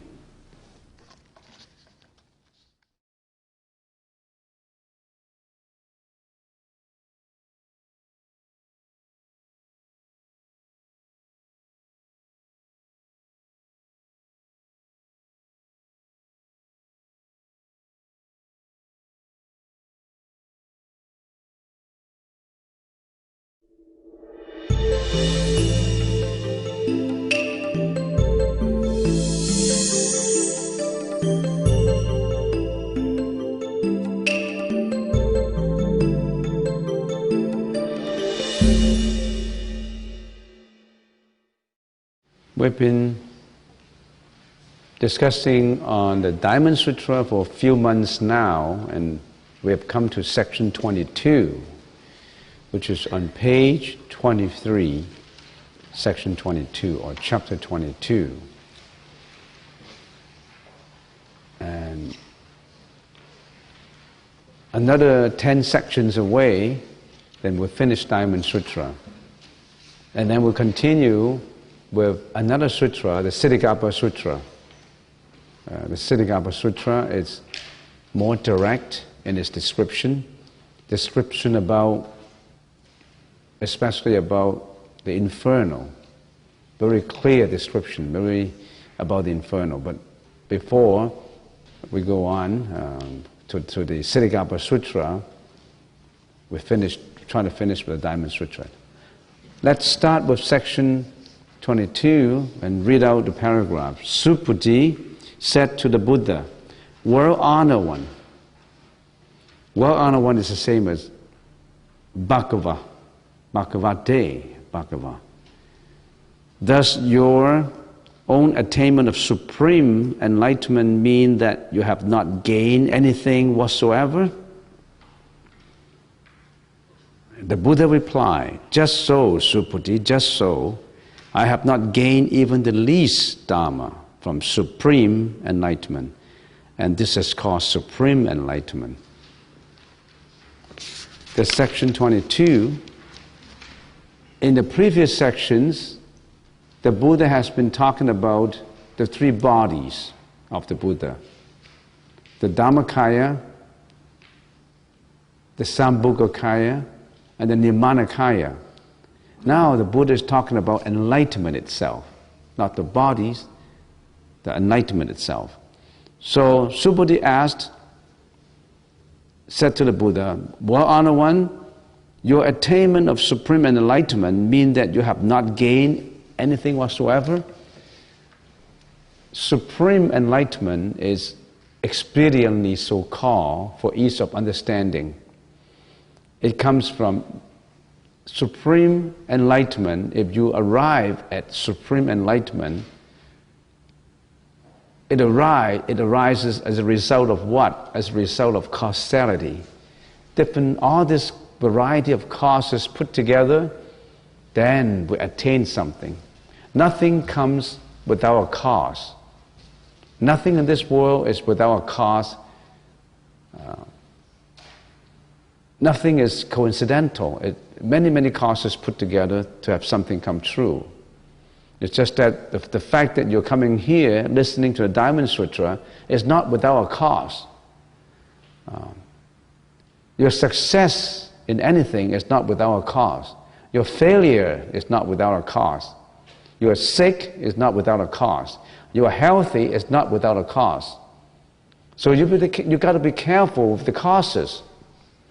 There's a saying in the Chinese Buddhism literature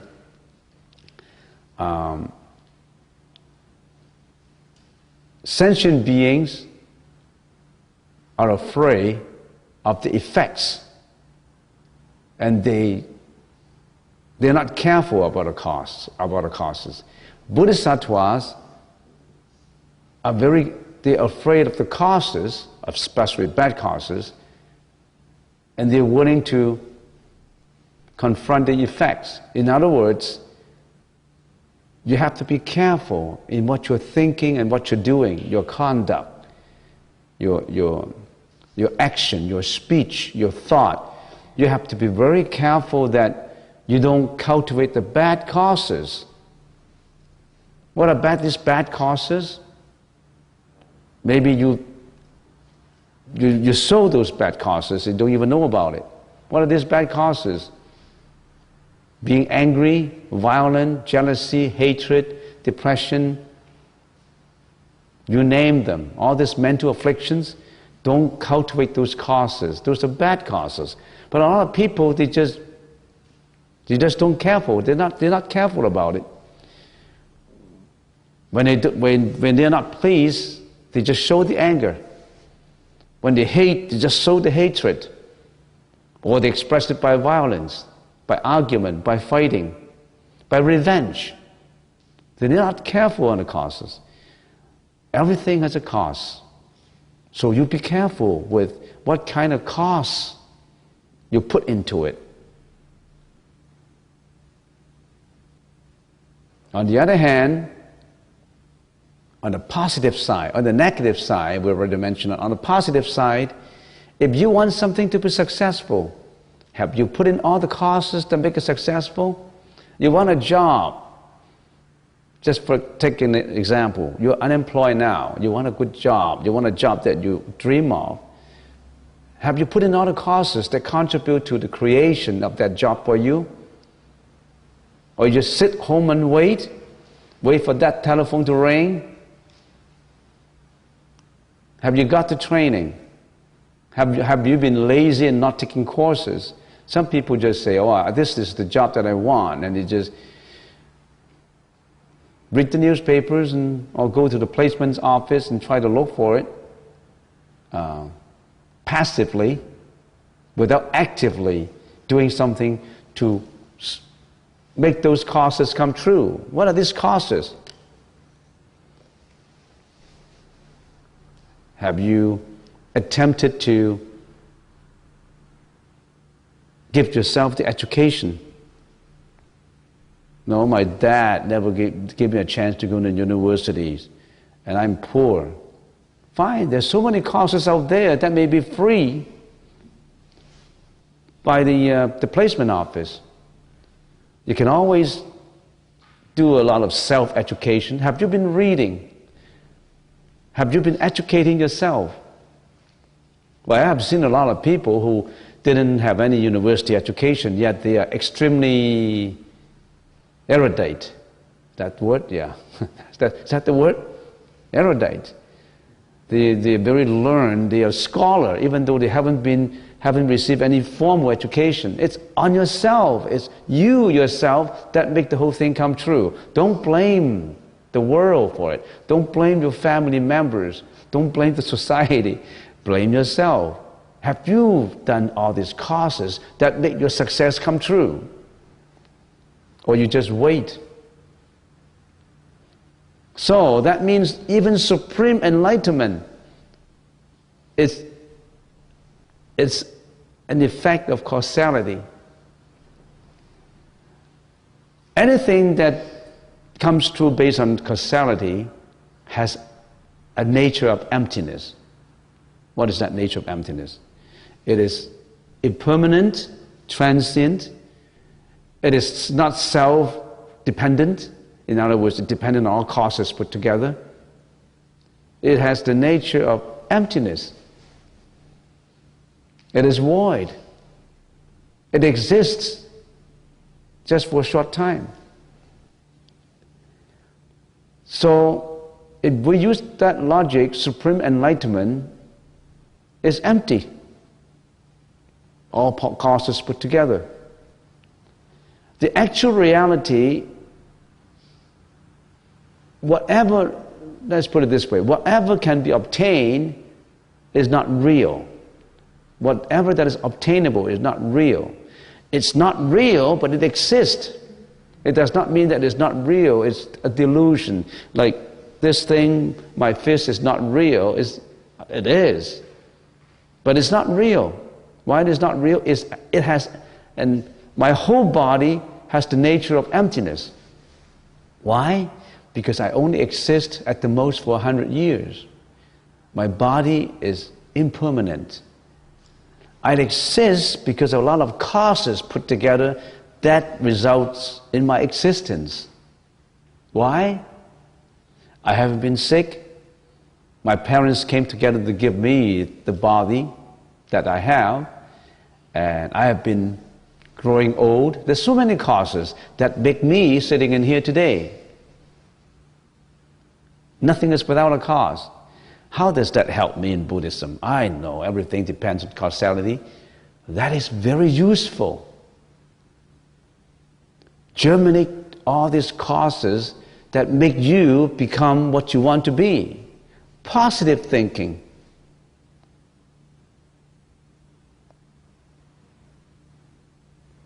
What is this? Martin Luther King. I had a dream. I dream of this, I dream of that. I want that come true. What is that dream? All the causes put together. I want to put all these causes together to let our people to be free from discrimination. And I work towards it. I have a dream and I want this dream come true. All successful people believe in that. That's the magic of causality. That's the magic of the Buddhist teaching. Nothing about God that you blindly believe in. It's about how you create your own world. Do you want to create that world? Or you still depend on God? Waiting at home for God to show up? That God phone call would say, John, come for an interview. That God phone call will not come until you push for it. Even if that phone call comes, you really have to build up all these causes. I got to go for an interview. Have I prepared myself? I got to dress properly, professionally. I got to prepare all the questions that I have to answer. I have to rehearse myself in answering those questions. Have I read about the interviewing techniques? Do I know the company that I'm interviewing for? I'm interviewing an ABC company, and the interviewer will ask me questions about ABC, and I say, I don't know anything about your company. Sorry, John, you don't know anything about our company and you want to work for our company? Next. On the other hand, if someone shows up, Bill, and he's extremely acquainted with the company's, even the operation, and the interviewer asked him, Bill, what do you know about us? Well, I know. You got a warehouse department, you have a marketing department, and you have a superb technology department. And that's the department I would like to work in, because I like technology.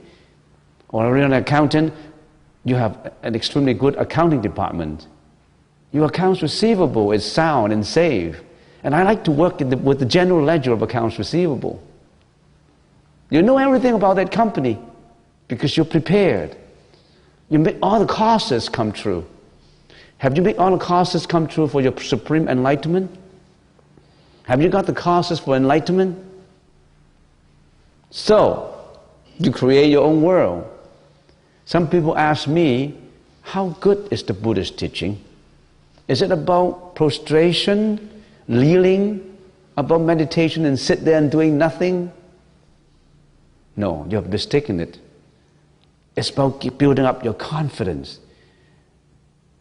It's about yourself. It's about your own mind.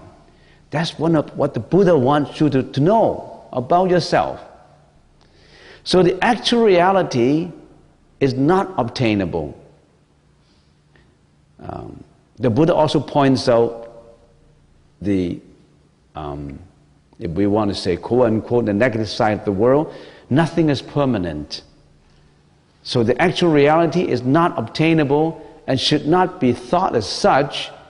There is nothing to be obtained. Anything obtainable cannot escape life and death. It's not obtainable, but it does not mean that you have to walk away from it. It's a fact. It's a fact of life.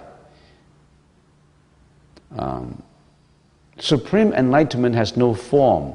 How can anything formless be attainable? It's without a form. Enlightenment is without form. How can you obtain it? There is an ancient koan that goes like this. You know what a koan is? K-O-A-N. People know, but if you don't know about it, you check the internet. Koan. That is in one day, Zhao Zhou, a Zen master called Zhao Zhou, visited and paid respect to Nan Chuan, another higher master in meditation. And Zhao Zhou, being the younger one, asked the master, "Venerable Master, what is the way? I'm looking for the way." You know, W-A-Y, way. It's not a row. It doesn't mean a row. I'm looking for the row. I'm looking for that way of living, that way to enlightenment. That way can relieve my suffering and suffering of all sentient beings. I want to look for that way. What is the way, Venerable? And Nan Chuan replied, "The unbiased mind is the way. The ordinary unbiased mind is the way." Venerable, how to realize this unbiased mind? Well, the more you think about obtaining it and realizing it, the further away you are from it, my son. So the more you think about it, the more you think about realizing it and getting it and obtaining it, the more it is walking away from you. And then Zhao Zhou said, "If I don't think about realizing it, how do I know I have it or not? I got to think about it. I got to realize it. If I don't realize it, how do I know I have it or I haven't got it? How do I know?" And Zhao Zhou thought that, "I got you this time, Master. If you don't know, how can you realize it? You got to know about it." And then Nan Chuan said, "The way is not within the realm of knowing or not knowing. You cannot use the mentality of knowing or not knowing to realize the way. Knowing falls into the realm of conceptualization, and not knowing falls into the realm of neutrality, ignorance. So the way, the one who really knows the way is beyond knowing and not knowing. That's the one who really knows." Do you know what he's talking about? The one who really knows is the one who not attaching to knowing and not knowing. Well, you think about it. Remember the Heart Sutra says, "Therefore in emptiness there's no form, nor perception, nor conception, nor volition, nor consciousness, no form, sound, smell, taste, touch, or object of mind, no ear, eyes, nose, tongue, body, or mind." A lot of denial, a lot of no, no, no. You mean the sutra is stupid saying you got an eye and there's no eye? It's a detachment. It's continuously detaching yourself from all these mental afflictions that you have, that we have. And the Buddha replied, "Just so, Supati, just so, I have not gained even the least dharma from supreme enlightenment, and this is called supreme enlightenment. It is only expediently caused so that we understand it. Remember in section 7, the Buddha said, Subhuti, what do you think? Has the Tathagata obtained supreme enlightenment? Does the Tathagata give any teaching? And then Subhuti replied, as I understand the meaning of the Buddha's teaching, there is no fixed Dharma called supreme enlightenment, and there is also no fixed Dharma that Tathagata can expound. Why? The Dharma which the Tathagata expounds or explains cannot be clung to, cannot be expressed in words. It is neither Dharma nor not Dharma. So, the real Dharma cannot be clung to, cannot be attached to. Because the actual anuttara samya sambuddhi, the actual reality is beyond our discriminatory thinking. When we think, what do we use? What kind of mind we use? We use a discriminatory mind. This is good, this is bad, thick, thin, big, small, rich, poor, love, hatred. People like these things. People like the dichotomy of things. This is a bad guy, this is a good guy, I like this guy, I hate this guy. And all these all comes up from the mind. That's the mind that we're habitually using. And the Buddha said, that's not the right mind. We've got to know that's not the right mind. Let's get on to section 23. He continues, Subhuti, this Dharma is universal and impartial. It is called supreme enlightenment. The practice of all good virtues, dharmas, free from attachment to an ego, a personality, a being, and a life, will result in the attainment of supreme enlightenment. Subhuti, the so-called good virtues, dharmas, the Tathagata says, are not good virtues, but are experiently called good virtues. The practice of Dharma is not just ordinary temporal virtues of the world. Dharma, the word Dharma is all-comprehensive. It includes here, in this case, the Buddha's teaching. When we say Dharma, it means the Buddha's teaching. The Buddha's teaching contains not just practice of the virtues of the world. What are these virtues of the world? The morality of the world. Being compassionate, being helpful, not hurting your neighbors, and being beneficial to the society, be responsible, and all that. All these are virtues. These virtues are only temporal, secular virtues. Or this morality standard. Abstaining from killing, abstaining from sexual misconduct, abstaining from lying, abstaining from intoxicants, like alcohols and drugs and all that, and abstaining from stealing. All these virtues that the Dharma embraces, encompasses, in the strict sense, are not virtues. Why? Because if you perform those good deeds, you cultivate good causes, and what happens if you cultivate good causes? In your next life, you will go through a good effect of the reincarnated body, which means that this life, for example, I'm poor, but this life I'm extremely generous. I'm always giving. And in my next life, I'll be a rich man, maybe. In this life, I'm not killing any animals for food. I'm always releasing animals, releasing lives. In my next life, I could be a healthy person. So all these virtues, all these moralities would entitle me, would empower me to become a better medium of existence in my next life. But that doesn't help me to get to enlightenment. Why? Because you are still in the loop of reincarnation. Virtues should be helping you to be away from reincarnation. out of life and death altogether. Those are the real virtues. In this case, virtues are not virtues because they are not helping you to get out of reincarnation. They are helping you to better your next life. Those are not the real virtues. Those are only temporal, secular virtues. Those are good enough.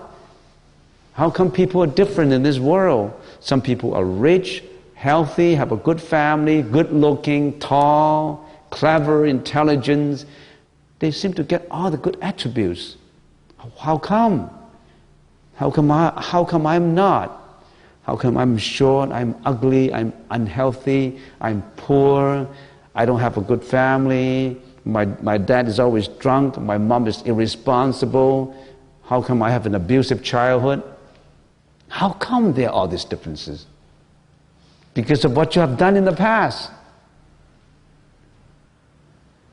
Probably, just giving an example, you abused your children when you were in your past life. And this life, he or they abuse you again. It's a revenge loop. They become your dad. He was your child, and you abused him. Now he's coming back to get you. It happened. In your last life, you were a rich person, but you didn't want to give.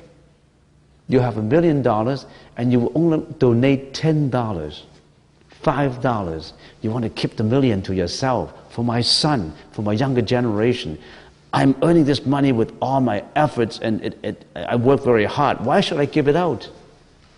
Why should I help the poor? Maybe I'll just give $5.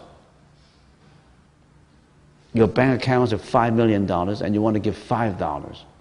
And you still need that donation receipt for tax deduction. You call up the office and how come I don't have that tax deduction? I need that $5. And the accountant said, only 20%, sir. 20% of $5 is $1. You don't want to give out anything. Don't laugh. I met a lot of people like that. And when they die, they cannot take anything with them. Nothing. They leave it all to their children. It comes easy for the children. You know what the children do? Ferrari, Mercedes, Rolls Royce. You are saving for the Ferrari. And they spend half of it, which is $2.5 million. They still have $2.5 million. And then he goes to the casino and he squanders away another $500,000. You're not helping the younger generation by passing money to them. You should pass them the education, the advice, your compassion, helping them to build up their morality standard, helping them to understand the Buddha's teaching is like this. Nothing about superstition, about worshiping. It's about how you should be a nice person, a good person. How do you behave?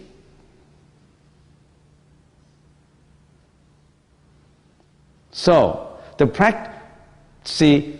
Dharma is universal and impartial. It is called supreme enlightenment.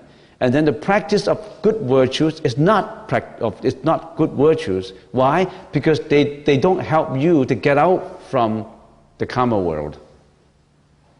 They only help you to become a better individual. They're good enough. Virtues are better than bad deeds. Good deeds are extremely, of course, better than bad deeds, but they are not ultimate.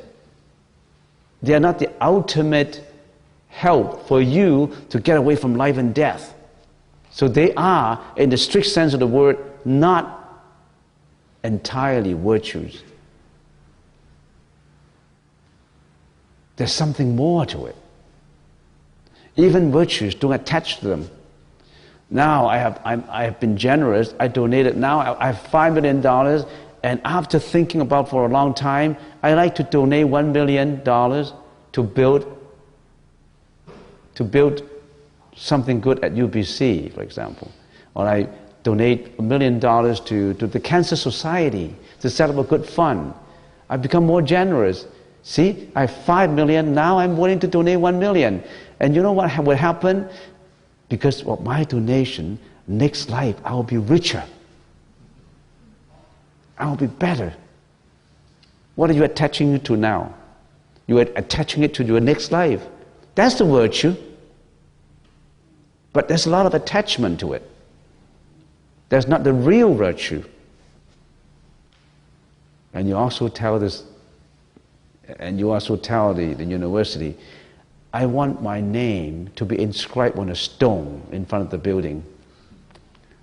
Mr. So-and-so donated this in 2009, and his name will be forever mentioned. Because there's a lot of attachment to it. Unconditional virtues. So here it talks about the so-called good virtues are not the good virtues. They are expediently called good virtues because they don't lead you to the path of ultimate enlightenment. So the virtues that you should be doing is those that will lead you out from this world of suffering. But those good virtues are the foundation that you have to build on. In other words, you have to be kind, you have to be compassionate, you have to be responsible. You must be, if you're a mom, you have to be a responsible mom. If you're a worker, you're a responsible worker. You do all those that's required of you to achieve that morality standard. That's the basic. And you do it unconditionally, not looking for return. You're just doing it because you think that that would render compassion to all sentient beings. And then, but you have a higher level. You want to go beyond life and death. No more reincarnation for you. Even if I come back as another Warren Guan, you know Warren Guan? Of course, one of the richest men is Warren Buffett. But Warren Guan comes back again as another rich man in this world. I don't want to be like that. I want to get out from this world. I want to get out from reincarnation. I want to get out from suffering. I want to help others to get out from suffering. I don't want to be a rich guy. You know what happened? If I continue to give and be generous and give, in my next life I would even be richer. And I don't know how to handle that kind of money. And usually if I have a lot of money, I may do a lot of bad deeds. Why? Because if I have a lot of money, if I become famous, if I have status, a lot of ladies will be coming to me.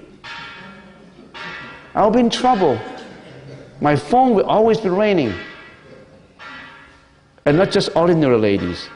Ladies who are enticing, who will be charming me, they will be all coming. I will be too busy. I don't want that. I will stay away from that. If I do that, I will get into the loop of misconduct. I will be creating bad karma. You see, it's not good to be too rich. There's a poem in the Chinese saying, I translate it for you word for word without a rhythmic sound to it. I'm a poor monk, and I said it all the time. But I'm not actually poor. I'm poor on the outside, but I'm rich in the inside. I'm poor on the outside because I'm always wearing rags, dirty clothes, old clothes, worn-out clothes. But in my heart, I have that diamond in me, that diamond of enlightenment.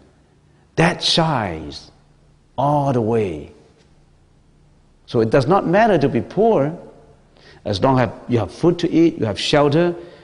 Devote all your time for enlightenment. Devote all your time for a better understanding. You don't need a lot of money. As long as you support yourself, you're not starving, that's enough. The richness is not in material. The richness is in the peace of mind, in the mind.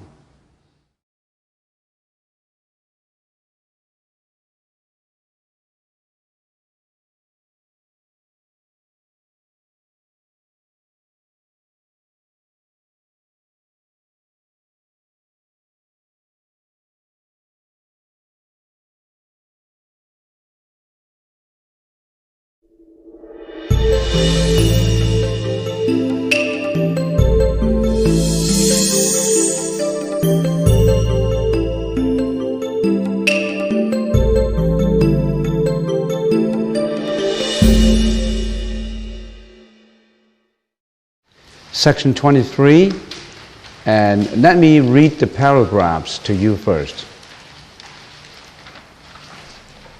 He continued, Subhuti, this Dharma is universal and impartial. It is called supreme enlightenment. The practice of all good virtues, dharmas, free from attachment to an ego, a personality, and a being, and a life, will result in the attainment of supreme enlightenment. Subhuti, the so-called good virtues, the Tathagata says, are not good, but are expediently called good virtues. Why is Subhuti always asking questions? Why is Subhuti one of the most important disciples in this sutra? Because Subhuti is the disciple of the Buddha who knows emptiness the most. He knows the prashnaparamita of emptiness. And he said, so the Buddha said, Subhuti, this Dharma is universal and impartial. It is called supreme enlightenment. And achieving supreme enlightenment, how do you practice? It says here, the practice of all good virtues, free from attachment to ego, personality, a being and a life, will result in the attainment of supreme enlightenment.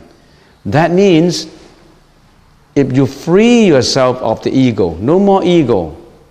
Remember the four fallacious concepts of an individual identity. We always think that we have an ego. We are living in the prison of our own ego. This prison, we have been very comfortable in it for a long time. That's our comfortable prison. We live in it, and that prison is called the prison of the ego, personality, beings, and life. So the whole question, remember Subhuti asked that question, how do we keep our anuttara samya sambuddhi mind at rest continuously? And how do we control our mental afflictions? Try to eliminate mental afflictions. So you really have to understand, maybe let us review it again. What is the four fallacious individual identity concept? Ego, personality, beings, and life. What is the ego? You really have to review it all the time. There's I, the subject, the giver, the five skandhas. Sentient beings attached to the notion of the ego and the five skandhas. What are these five skandhas? What is this ego make up of? What am I make up of? How do you analyze me, I, you, everybody? I am make up of what? The five skandhas. So we are make up of the body and mind. And this body and mind is I. And we always think this is I'm the subject. And this body also has the six senses. The eyes corresponds to form, ears correspond to sound, nose corresponds to smell, tongue corresponds to taste, body corresponds to touch, tactile object. And the mind corresponds to what? Corresponds to everything that is sentient or non-sentient, everything else. We always, our senses always try to correspond and interact with all these environments, with all these factors, with all these, we call them the pollutants. And we interact accordingly. Because of these interactions, anger arises, greediness arises, jealousy arises, anxiety arises, disappointment arises, fear arises, greediness arises. All these mental afflictions arises because all my senses interact with the outside world. And I feel comfortable in it because this is my comfort zone for so many billions of years. but you think it's comfort zone, but it's been carrying you through reincarnation after reincarnation, non-stop. And that is the prison that we're living in. And this prison cell, we're all enclosed with wars. As I always mention, sometimes the saint lock at the window and say, wake up. You have this little hole and you slide the window open and you say, oh, you watch out. You watch out, oh, there's a lot of horizons, whole vistas of things outside. There's a whole free will outside. But how come I lock myself in my prison, in my ego prison? And I feel comfortable in it.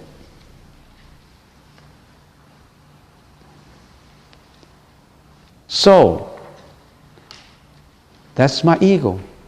How about personality? Personality is all those other sentient beings beside yourself. How about beings? Beings is all those other non-sentient existence. All those correspondences that you have.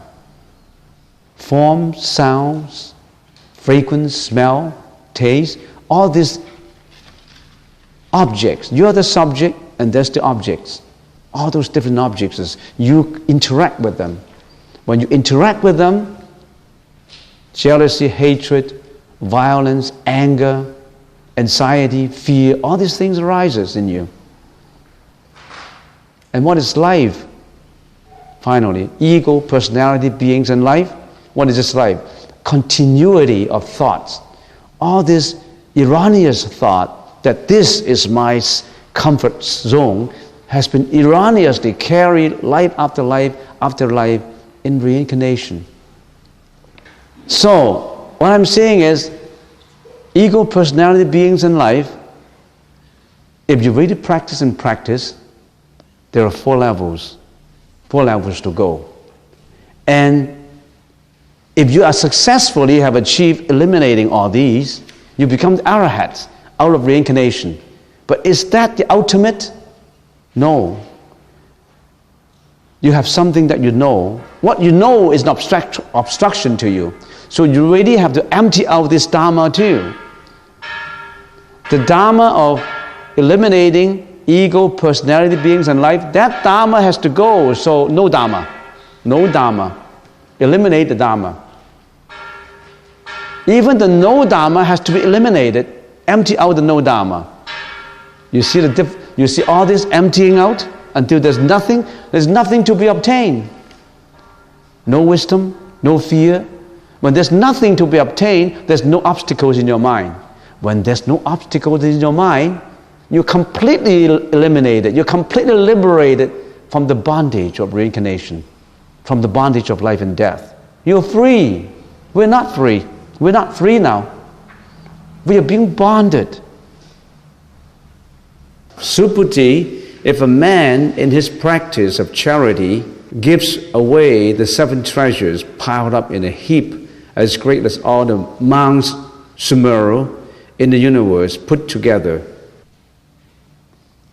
and another man receives, holds in mind, reads and recites even a 4-line stanza of the Prajnaparamita Sutra and explains it to others, the merit of the former's dana will not be worth 100, 1,000, 110,000, and 100,000 part of that obtained by the latter, as no conceivable comparison can be made between the two. Now, in this chapter, the Buddha introduced some comparisons. When we're giving out, we give out either in terms of money or in kinds, in materials. And giving out charity includes many things, not just material, not just money. When you give out a smile, gives out some efforts, give out some comfort to others, it's also charity. So charity is not always in terms of money, and not always in terms of other materials either. It could be in terms of moral support, in terms of, as I always mention, good morning was smile or comforting sentence, or anything that make people feel happy. So the Buddha make a comparison Why did I make a comparison? In the sutras, there are 6 comparisons so far. The first comparison is compare the teaching to understanding and practicing the teaching to giving out treasures as much as to fill the whole millions of worlds. The second comparison is compared to giving treasures as compared to fill the whole countless universe as compared to practicing and understanding the Buddha's teaching. The third was an offering as many lives as there are grains of the sand in the river Ganges.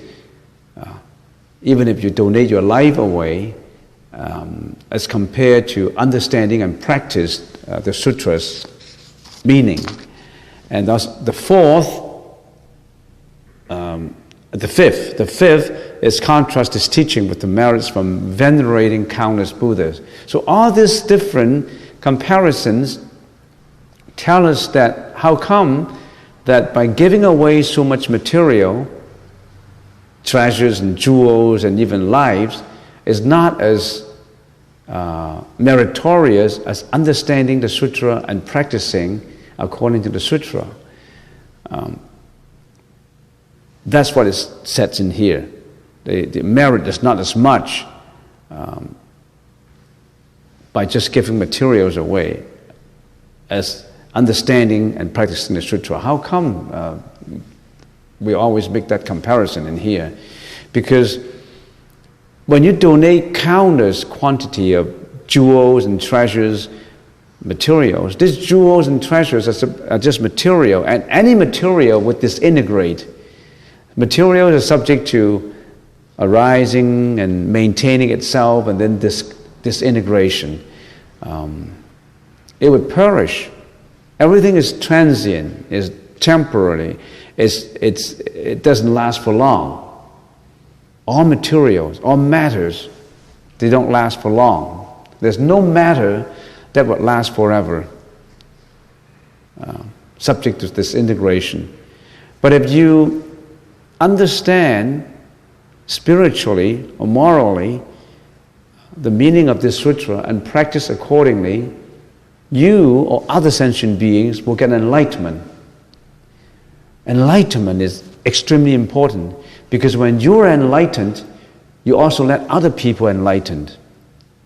It's just like an analogy of, if there's so many poor homes and they're starving, they don't have food all the time, and you're giving them food. Why do they starve? Maybe because they couldn't get a job. They're not educated enough. So you continuously supply them with materials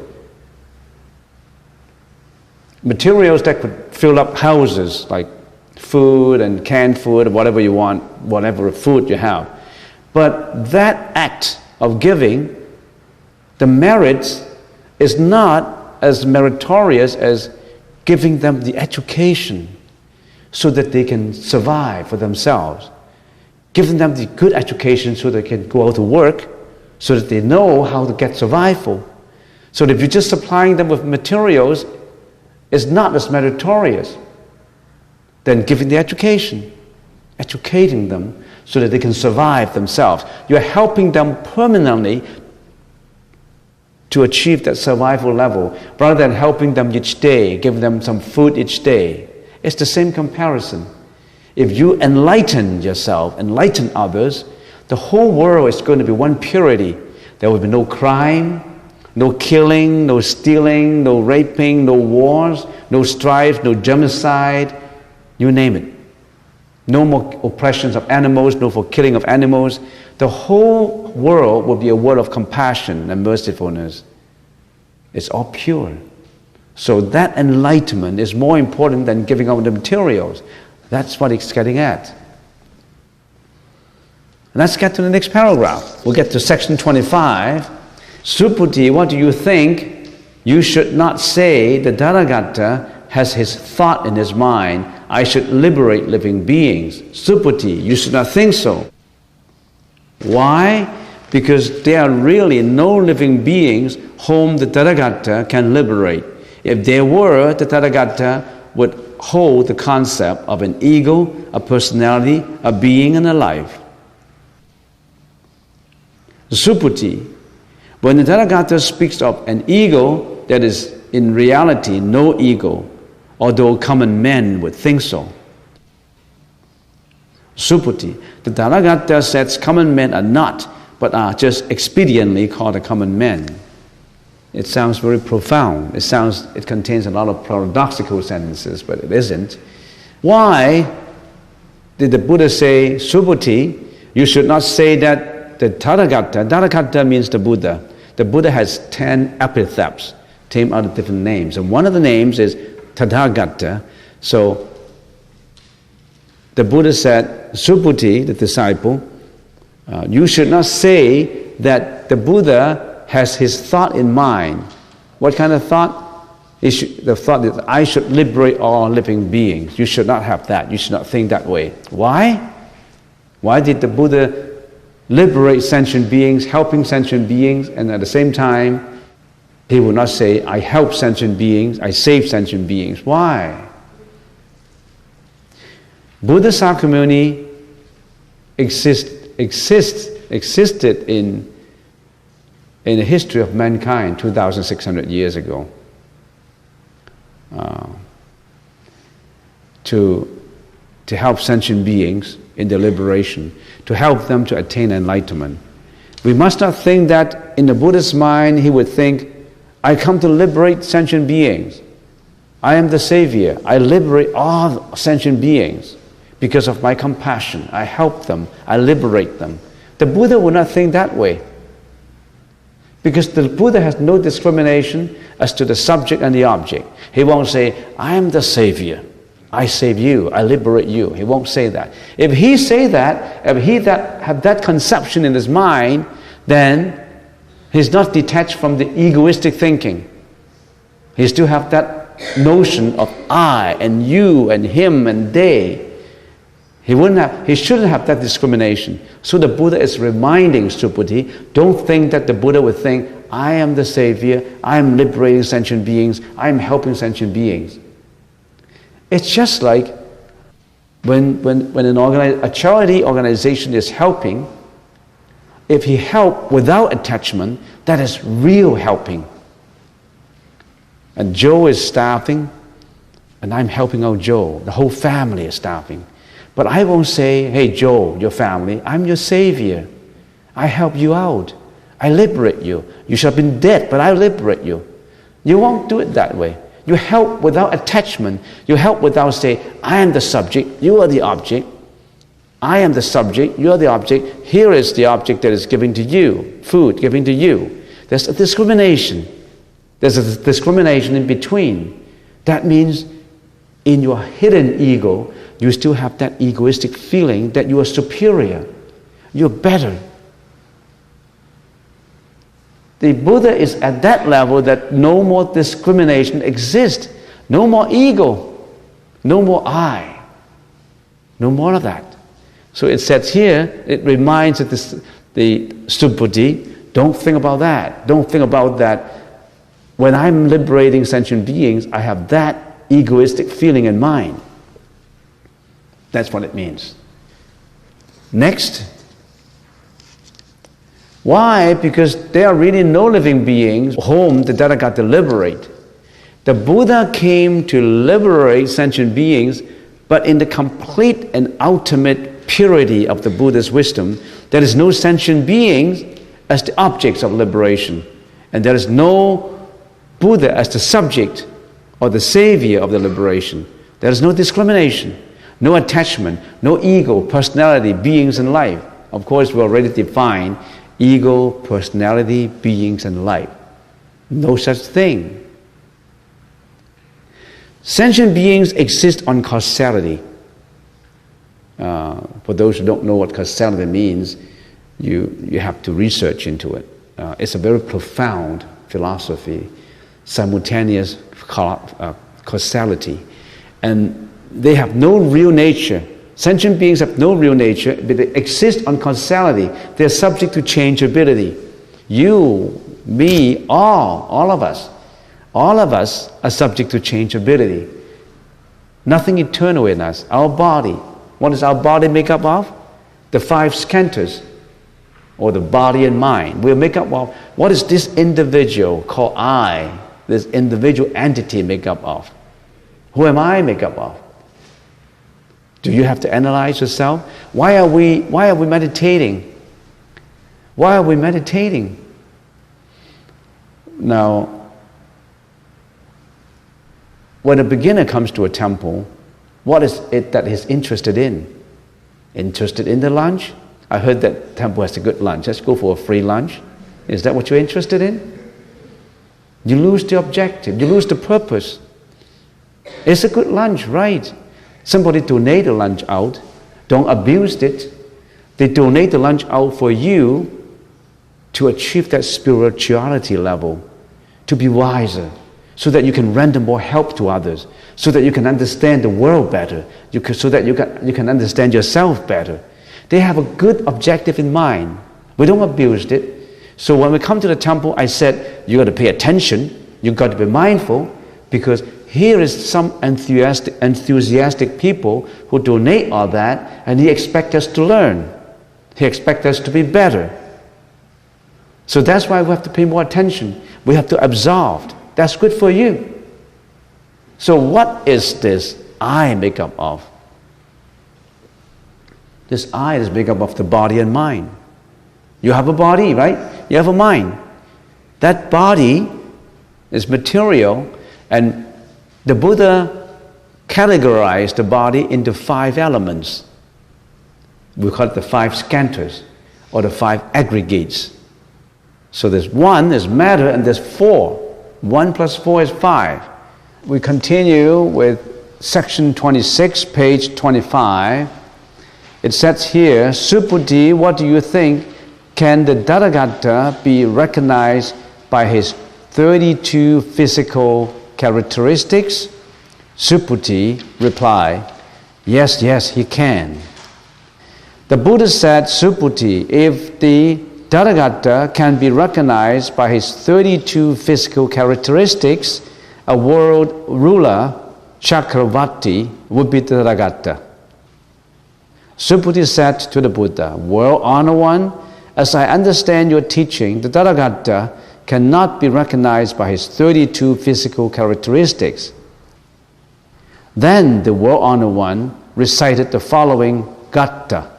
He who sees me by outward appearance and seeks me in sound treads the heterodox path and cannot perceive the Tathagata. Let's get to the first sentence. It says, Subhuti, what do you think? Can the Tathagata be recognized by his 32 physical characteristics? And then Subhuti replied, yes, he can. Now, why did the Buddha ask this question? The Buddha asked this question because the Buddha wants us to not to cling to form and appearances.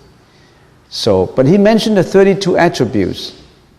Now, if the 32 attributes, we already mentioned what are the 32 attributes. If the 32 attributes are not the attributes, why speak of the 32 attributes? In order to understand that, we have to know that there are 2 kinds of Buddha Dhammas. Buddha Dhammas, if we can categorize it into 2 kinds, we have 2 kinds. One is the temporal, worldly truth, which leads sentient beings to cultivate the path of merits. So, one is the temporal, worldly truth, which leads us to cultivate the path of merits. What are these? For example, being kind, practicing endurances, practicing charity, observing precepts. All this is cultivating the path of merits. A lot of merits will come out. Good effects will come out if you're cultivating all this. Another path, another Dhamma is the other is ultimate final truth, which leads beings to cultivate the path of wisdom. So there's 2 kinds. One is the cultivation of merits, and the other is the cultivation of wisdom. For the cultivation of merits, in terms of which is the temporal truth, the worldly truth, in terms of the temporal truth, we speak of the 32 attributes. Why? Because whatever cause you cultivate good effects will come out. Remember the 6 parameters: giving, charity, observing precepts, endurances, diligence, meditation, and prajna. So if you always give, if you're always compassionate and kind, if you cultivate these causes, meritorious effects will come out. So ultimately the 32 attributes will come out. So this is the path of the merits, which is the temporal, worldly truth. But the other one is the ultimate final truth, which leads to cultivate of wisdom. So in terms of ultimate truth, Tathagata, we speak of no attributes. Why? Because the ultimate truth cannot be perceived in form. The Tathagata cannot be perceived in form. Remember, the first question is, can the Tathagata be recognized by his 32 physical characteristics? The Tathagata, not saying the Buddha. The Buddha is the physical form. The Tathagata is the ultimate invisible true reality. How can the ultimate invisible truth be perceived in form? So in terms of ultimate truth, we speak of no attributes. Don't attach to attributes. But in terms of temporal truth or provisional truth, worldly truth, there are such things as cause and effect. You cultivate good cause, good effects will come out. You cannot avoid that. Good causality won't disappear. So because of the path of merit or the temporal truth, we speak of 32 attributes. Because of the path of wisdom, we speak of no attributes. Because wisdom, Tathagata, prajna cannot be perceived in form.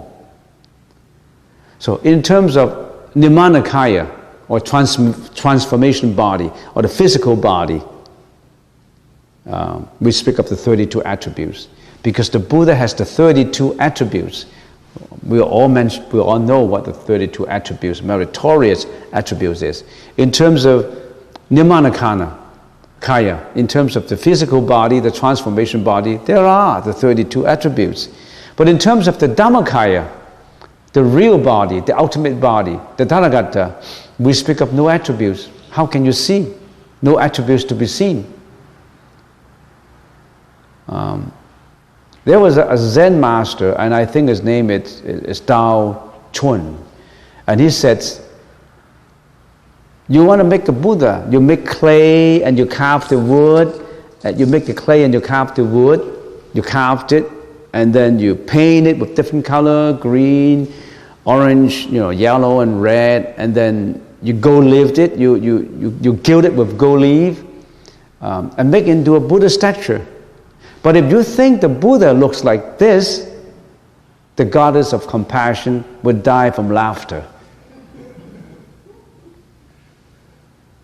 You make all this beautiful, it's a beautiful Buddha, meritorious, with lots of good things, earlobes, bright, gold. If you think that the real Buddha looks like that, Avalokitesvara would die from laughter. So when we cultivate, we should make sure that we don't become attached to appearances and form. All of us attached to forms and appearances.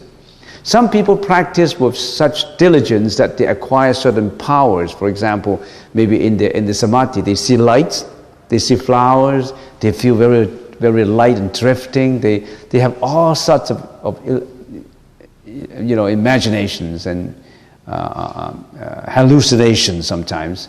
Don't attach to them. Don't think that, I'm enlightened. I'm better. I'm getting good, and I got all these flowers and I got all this light. Don't attach to forms. Let them come and let them go. We should maintain an indifferent attitude to these appearances and forms. They are signs, though indicative of your advancement in practice, and when you have deeper concentration, there's a lot of these kind of things, these images come out. Sometimes images of your past life will come out. And sometimes you're in meditation, if you really have the concentration, my previous life was this. I was a boy in the Middle East, and I was doing this and I was that. Oh, I was a lady in 1200 BC, and I was a slave, and I was performing these dances for the king. All sorts of things come out in reincarnation, not just on the psychiatrist's couch that you retell all these stories. They put you in a hypnotic situation, and then you tell all this about your past life. Not just that. Sometimes in your meditation, you'll be able to know your past life. Not just in hypnosis, right? Hypnosis situations. So when these things come, don't attach to them. It's just like when the clouds drift by the mountain, let it drift by. You're the mountain, you're untouched. The clouds is moving, but you're not moving with the clouds. When it comes, you don't annihilate it, you don't eliminate it, let it come. Let it come. The images come, the flowers come, the light come, let it come and let it go. All right, that's next. The Buddha said, Subhuti, if the Tathagata can be recognized by his 32 physical characteristics, a world ruler, Chakravarti, would be Tathagata. So the Buddha said, Subhuti, you think that the Tathagata possess and should be recognized by the 32 characteristics? If you think that way, then a Chakravarti would be the Tathagata. Why? Chakravarti is wheel-turning sage king. In pre-Buddhist Indian tradition, this refers to a sagely benevolent, capable ruler. This ruler is an ideal ruler who also possessed the 32 attributes of the Buddha. Chakravarti also possessed the 32 attributes of the Buddha. Why? Because in his previous life, he had cultivated so many merits, so many good deeds, that in this life, he is the universe ruler. You can't see him, of course. He ruled the universe. We can see the Chakravarti, because we're not in that position to see. We can't even see beings in heaven. Our eyes, our ears, our nose, our senses are not qualified enough to see heavenly bodies, heavenly beings. Our senses are very restricted. So Chakravarti possessed the 32 characteristics just as like the Buddha's characteristics. But he's not the Buddha, he's not enlightened. He just possessed the 32 attributes because in his previous lifetime, he cultivated all these good causes. He gave out, he endured, he'd been diligent, he'd been compassionate, he's been doing all these good deeds that make him possess these 32 attributes. So if you see someone who looks good, oh, how come that guy is a handsome guy and that guy is not a handsome guy? He cultivates his own cause. That handsome guy may be in his previous lifetime, he had endurances. He wouldn't get mad under any kind of situation. He's helpful. And in this life, he looks good. And this guy is just the opposite. He looks bad. You are the creator of yourself. You bring your karma along with you. How come somebody's sound, and when you voice it out, his sound is dulcet, is pleasant to the ears, very convincing, whereas some others stammering all the times, not clear in his speech, not a good speaker, not convincing, the sound is not pleasant. They were born with a different sound. Why? Not without a reason. They cultivate different causes. Some people born with a musical note in their mind, with the ingenuity of music in their mind. Some people were born, don't even know how to tap a note. Can't play piano, can't play any music instruments because his blood does not contain the musical note. But some people, you don't really have to train them. In many of these shows, people said that. They just go up to the stage and they can sing. Young girls of 5 or 6 or 4 or 7 or 8, once they listen to a song, they can immediately sing according to the notes in the song. Why? Because it brings back memory for them. In the previous life, they learned it and they brought it forward to this life. So, a Chakravarti has 32 attributes similar to the Buddha's. So, Buddha said, if you think that the Buddha can be recognized, the Tathagata can be recognized by the 32 attributes, then the universe king is the Buddha. So that's not right. Don't think it that way. That's not right. Don't think about that way. Next sentence would be section 27, I think. Subhuti, if you have this thought, the Tathagata does not rely on his possession of characteristics to obtain supreme enlightenment. Subhuti, banish the thought. The Tathagata does not rely on his possessions of characteristics to obtain supreme enlightenment. Subhuti, if you think it while developing the perfect enlightenment mind, you will advocate annihilation of the Dharma. Do not have such a thought. Why? Because one who develops the supreme enlightenment mind does not advocate the annihilation of things. What does all this mean? What it means is, don't have the thought and say, oh, the Buddha does not rely on the 32 attributes. The Buddha's enlightenment does not come from the 32 attributes. The 32 attributes are emptiness, is void. So the 32 attributes is no good.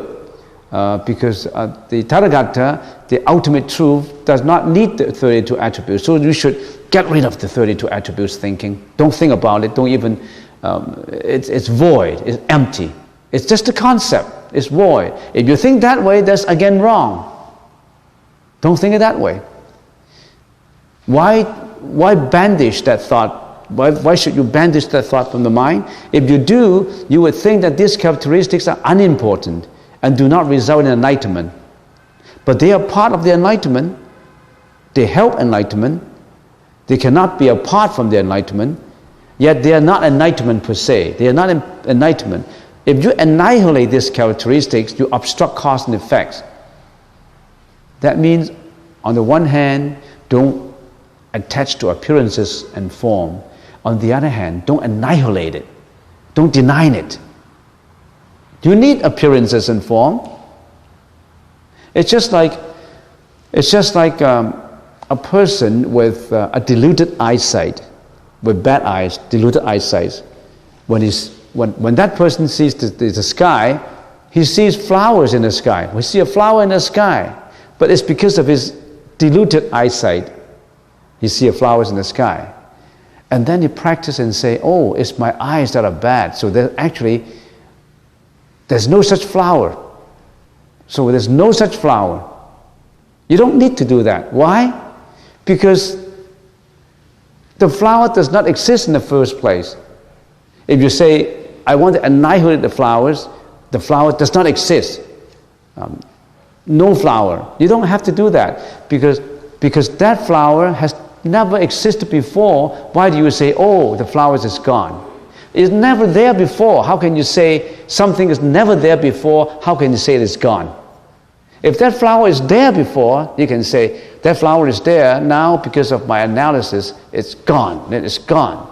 But that flower has never existed before. Something that has never existed before, how can you say that is not existent anymore?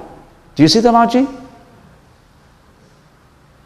Because of the eyes, the illusory eye, the diluted eyes, to see a flower exist.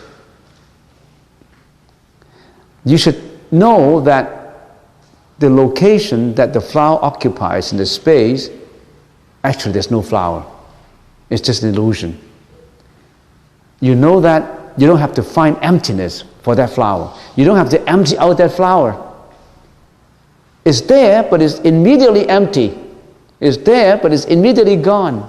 You don't have to say, I annihilate it. Now I use my analysis, it's gone. You don't have to say that. Because if your eyes are clear, there wouldn't be flowers. The location that flower takes, it has no flower. It's empty. Don't think that now I empty out the flower. It's never existed before. How can you say that something that has not been given birth to die? He wasn't born. That wasn't even born. How can you say that dies? Only if that's born, then you say that he's dead, he dies. Well, if we use that simile, everything we see here is illusory. It exists on cause and effect. And the form and appearances die, but that Tathagata doesn't die. That is eternity. That doesn't die. That road that gets enlightened. So, if you maintain that thought and say, Buddhism is just an abstract concept, the 32 attributes of form, no form, we must get rid of the forms. You don't have to get rid of it. There's nothing like in the beginning. There's no such flower in the beginning. Why do you have to get rid of it? You're making a mistake on another mistake. Thinking that is a flower is a mistake. Thinking that you already have annihilated flower is another mistake. It's never there before. It's birthless. How can you say that birthless stuff dies or disintegrates or being eliminated? So you just let it come, let it go. When you purify your thought, there's no flower. The emptiness is there. You don't have to look for it. You don't have to analyze it. So,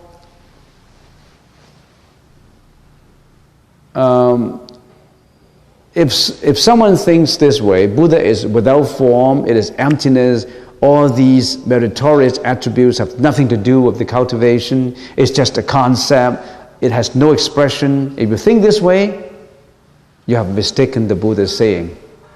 Don't think that way. It was not due to possession of the attributes that the Tathagata realized unexcelled perfect enlightenment, but unexcelled perfect enlightenment does not exclude the formation of these attributes. So in other words, if you think this way, you are denying causality. These attributes are not the real body, but they are manifestations of the real body. In other words, cause and effect exist, it doesn't disappear. There's still cause and effect, there's still causality. If you build up a lot of merits, meritorious deeds, you still enjoy auspiciousness of the world. You still enjoy the 32 attributes. In other words, if you don't kill animals, you enjoy longevity.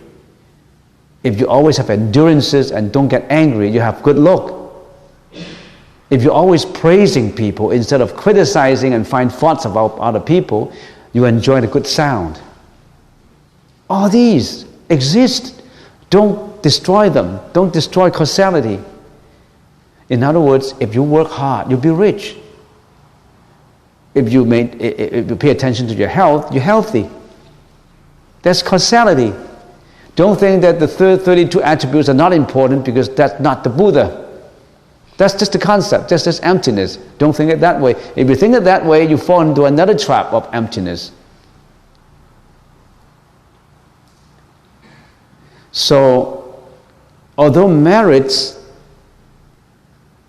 does not result in enlightenment, but merits do not disappear. Everything you do, meritorious, good effect will come out. But you don't attach to the good effects. In other words, the 32 attributes cultivation, you cultivate and you get the 32 attributes, meritorious attributes, but you don't attach to them. You still get reward. You still have the reward. It doesn't go away. That's the path of merits as opposed to the path of wisdom. In the path of wisdom, no attachment. In the path of merits, good cause comes up to good effect. Don't annihilate cause and effect. Everybody want to get my message? Get the message from the Diamond Sutra? There's one, you can't deny it. It comes. Not just like a concept, with no support.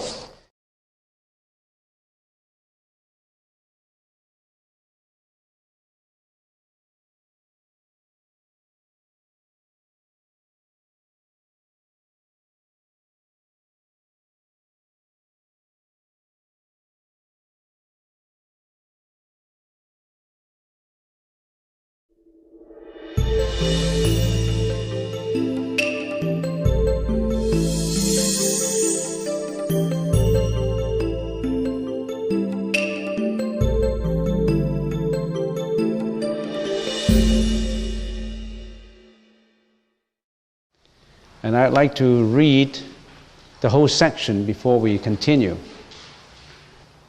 Subhuti, if a bodhisattva gave in his practice of dana all the 7 treasures in quantities sufficient to fill worlds as many as sand grains in the Ganges, and another man comprehended that all dhammas were egoless, and thereby achieve perfection of patience, zanti, the latter's merit would surpass that of the former. Next page. Why, Subhuti, all bodhisattvas do not receive reward for their merits? Subhuti asked the Buddha, World Honor One, why do bodhisattvas not receive reward for the merits? Subhuti, bodhisattvas should have no longing and no attachment when they practice meritorious virtues. Therefore, they do not receive a reward. Now, this is a chapter with the meanings clear. This chapter means that if there are bodhisattvas who make offerings, dana, that means gift. Dana means gift. Bodhisattva is always giving instead of receiving, always helping, always be compassionate, rendering compassion to the whole world, to all sentient beings. That's a bodhisattva. A bodhisattva is on his way to Buddhahood. So bodhisattva has 10 realms to achieve. But right now, you are also a bodhisattva if you are practicing the bodhisattva's way. You are a beginner bodhisattva. But there's so many levels in practicing the bodhisattva's way. If you are a real, true, authentic bodhisattvas and you give, in the process of giving, you realize that all dhammas are selfless. In other words, you do not attach to the giving. You do not attach to the compensation from the giving. In other words, for example, you make donations, you won't think that, oh, so many people would respect me, so many people will give me a reputation, they will respect me for my deeds. A bodhisattva would not attach to the deeds, would not attach to what is being given, because in his mind, all dhammas are selfless, does not have any self-nature. All dhammas arise from causes, and that the nature of causes is empty. Everything arises because of causes, and every cause is empty. That being empty, they are without a self. And that among causes, nothing arises, nothing passes away, because they're completely without a self. They're completely without an ego. Put it another way. We, sentient beings, temporal beings, ordinary beings, we think that we have an ego. We have an ego to satisfy. We want to satisfy that ego, and that ego is always having insatiable desires. But the bodhisattva is egoless, because he does not consider everything has a self. If you consider you yourself has a self, and everything has a self, you're considering a self entity, which is not right, because every entity arises based on causes. Causes arise, then there is a formation of such thing. Everything comes from causality. And each cause is empty. What do I mean by empty? It is impermanent. It comes together without a real self. It's just all causes come together to make it come true. And you do not attach to it. Once you attach to the ego, you can't let go of the ego, you are in suffering. Because we, just to take an example as the body, as an individual, if I think that I have an ego, I won't be happy. I will suffer because of my attachment to ego. Because I would like to protect my ego would raise me up, and my ego wants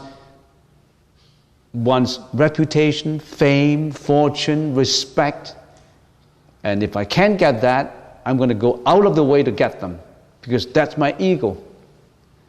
And that the problem comes with the ego. A bodhisattva is egoless. Not just himself with ego, nobody has an ego. So he won't attach to anything.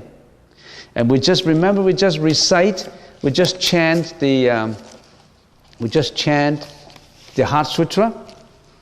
We just chant the Heart Sutra. It says here, form is no different than emptiness, and emptiness is no different than form. Form is just matter. In other words, matter is no different from emptiness. You think every matter is matter, but that matter is formed because of different causes. That matter itself does not have an entity. So matter is no different than emptiness. It comes together, yes, it exists, yes, but it exists on a conglomeration of causes only, and it does not have its real ego. But we think we have an ego. That's the problem. Problem comes from ego. Suffering comes from ego. Form is emptiness, emptiness is form. That means matter is emptiness. Don't treat matter as matter. Don't treat matter as an ego. And emptiness is form. In emptiness arises all forms. Form is empty, but form is empty because it's all causes put together to have that form. But emptiness is form. In other words, emptiness accommodates all forms. The more you get rid of your ego, the more your intelligence would widen.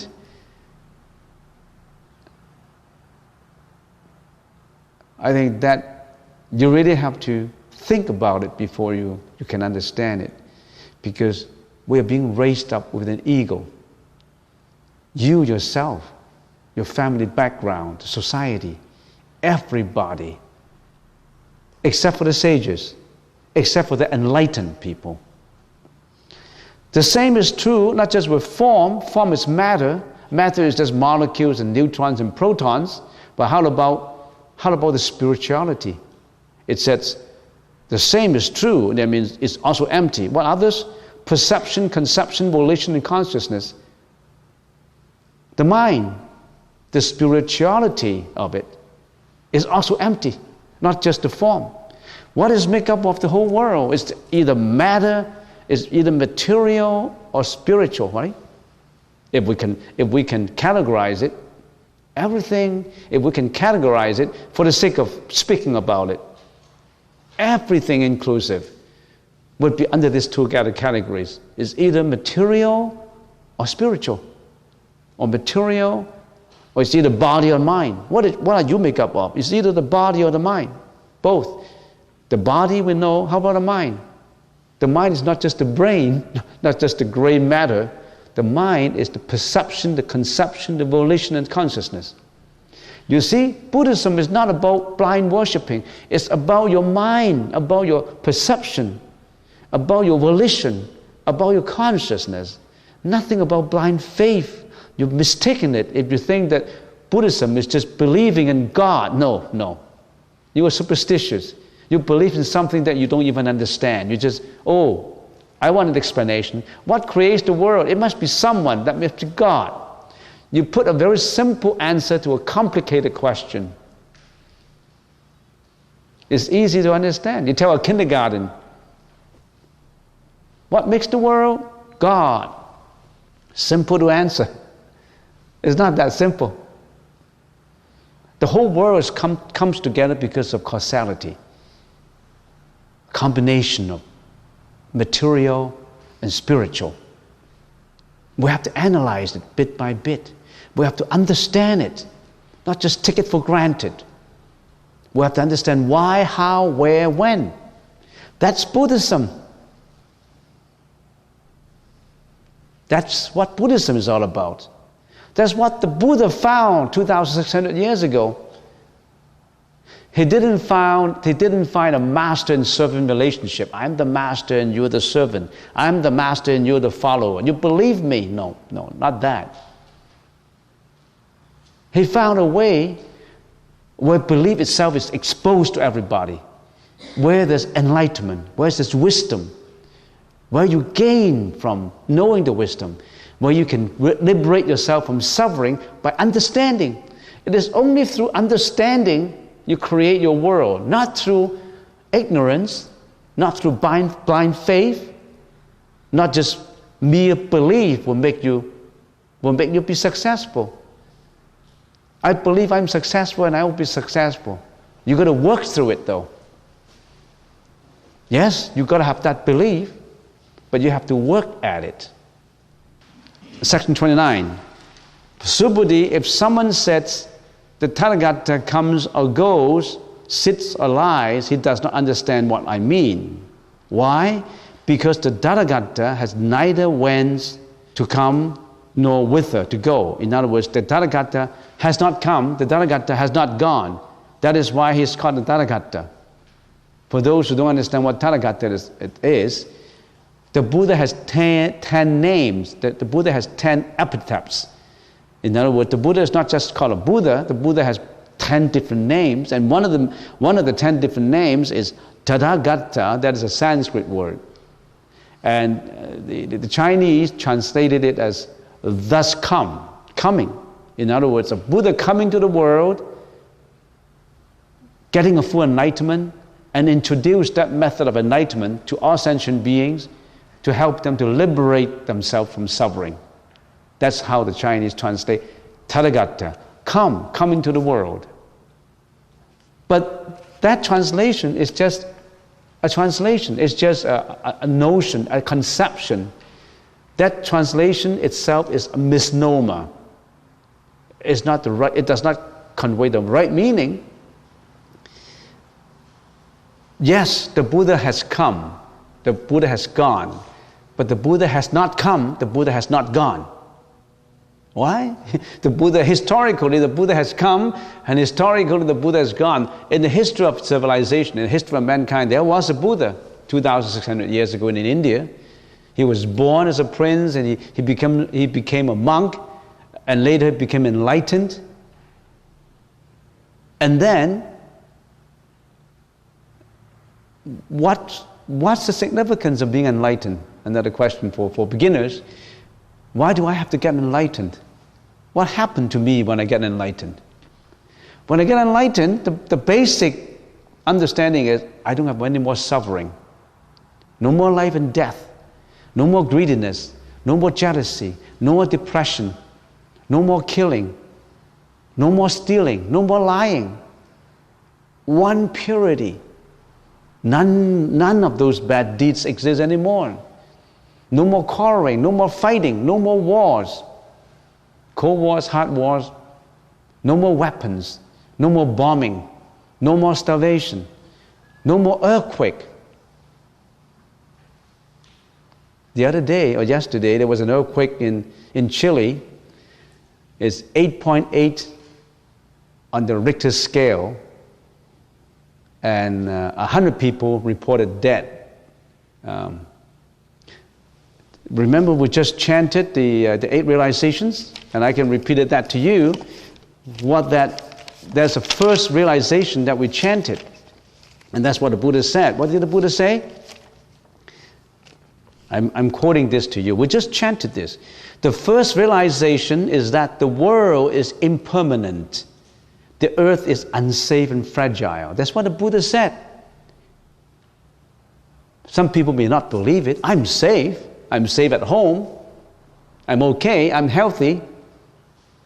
Today you are. Tomorrow we don't know. The Buddha said the earth is unsafe and fragile. It's impermanent.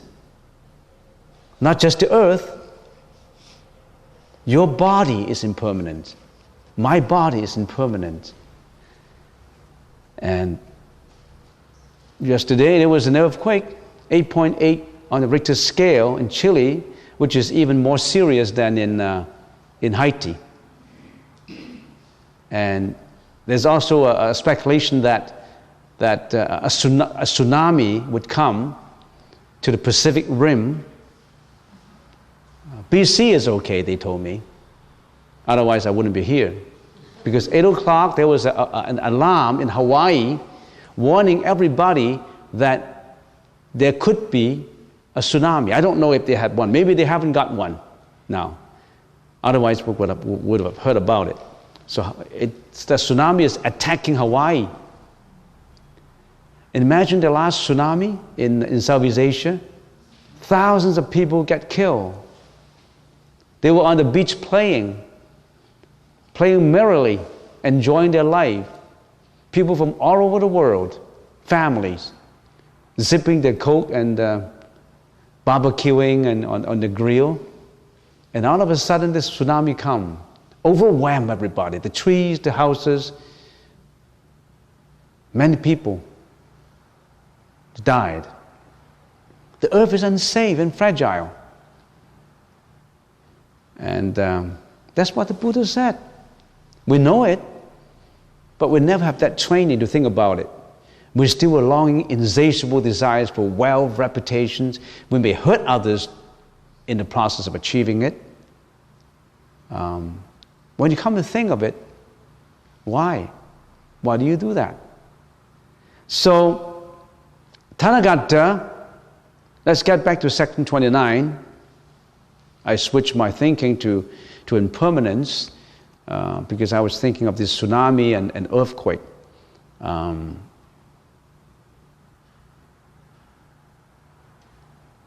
Right now, we have an opportunity that we're healthy. We're in the human realm. There's 6 realms of reincarnation. There's some sentient beings who are unfortunate, who were reborn in other realms, animals realms, ghost realms. But in this life, we are fortunate that we're in the human realm, although our fates are different.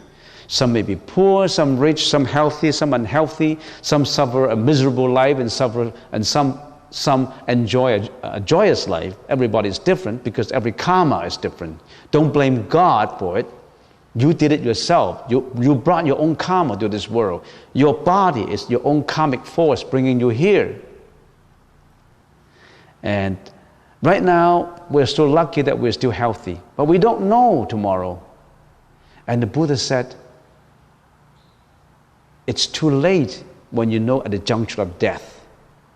It will be too late. If you haven't learned about the Buddha's teaching, or you don't care about it, you've just spent your 30 years or 40 years, depending on how old you are, 50 years before, in what? How did you spend your time? You spend your time in struggling. We spend our time in struggling. When you are young, when you're a teenager, you work, you toil yourself, you suffer in families quarrels, in pressurized in jobs. And is that what you want for the whole life? If you don't even know what the Buddha is talking about, you lose the opportunity to inject that wisdom in your mind according to the Buddhist teaching. try to research more into what did the Buddha say about life. How do I get benefit by Buddha saying? How do I liberate myself from all this suffering? This physical suffering, metaphysical suffering. The Buddha said we can all liberate ourselves from these sufferings. And he make it so loud. How come I didn't listen? I lend deaf ears to all these things, and I go on my insatiable desires of looking for wealth, reputation, and money, and whatnot. Are you right? Am I right? Were we right? Think about that way. This is your first step to enlightenment. Today you heard about it. You heard about, yes, I can liberate myself from suffering. I've got to learn it. Not too late. If you know at the juncture of death, it's too late. Too late. Because you need time to train yourself. You need time to purify your karma. You need time to learn the Buddha's teaching. So it's always good to start learning when you are young. Teach your youngsters, your son, your children. They should know about this, the way to wisdom. Not just about struggling in your job, getting your estate's fair share from your relatives who passed away, struggling for money. I've seen people who were struggling for what they think is equitable share of what they should have from estates of previous ancestors. They spend years in lawsuits. What are they doing? All kinds of suffering in this world. Have you come to analyze them, understand them? Anyway, in this section 29, the Tathagata comes and goes, sits or lies, it does not understand what I mean. If you think that the Buddha has come and the Buddha has gone, you are only looking at the physical Buddha. There's a saying by a Zen master, I think his name is Cheng, and he said, we mold the clay, we design the fabric, we mix the color, we carve the wood, we make a statue, and we gild it with gold, make a good Buddha statue. If you think that the Buddha really looks like that, the goddess of compassion would die from laughter. You think the Buddha looks like this? This is how I make the Buddha. The Buddha looks like this, I make it out. That's just a physical Buddha for the sake of understanding. If the Buddha is still physical like that, that's not the real Buddha. So the Buddha has not come. Anything that has come, anything that has gone, anybody who has come, anybody who has gone, only comes physically and goes physically. Don't look at the Buddha with physical eyes. The Buddha has not come. The Buddha has not gone. Because the Buddha is beyond physical. The Buddha is suchness. The Buddha is the nominant of it. If the Buddha is only physical, it's not worth believing. It's not physical. The physical only brings out your non-physical. How do you understand, get access to the non-physical side? You've got to train yourself. One of this training is meditation, because you're looking inward for it. You're not looking outward for it. All greedy, all people who are greedy, they're looking outward for wealth, for reputation, looking outward. When would they look inwards? Would you get happiness from looking outwards? You will only get happiness from looking inwards. So, it says here, if someone says the Tathagata comes and goes, sits or lies, he does not understand. He only understands the physical part. Why? Because the Tathagata has neither come and neither gone. That's why he's called Buddha. You have to understand it through spirituality, through the deeper understanding. not just from ignorance.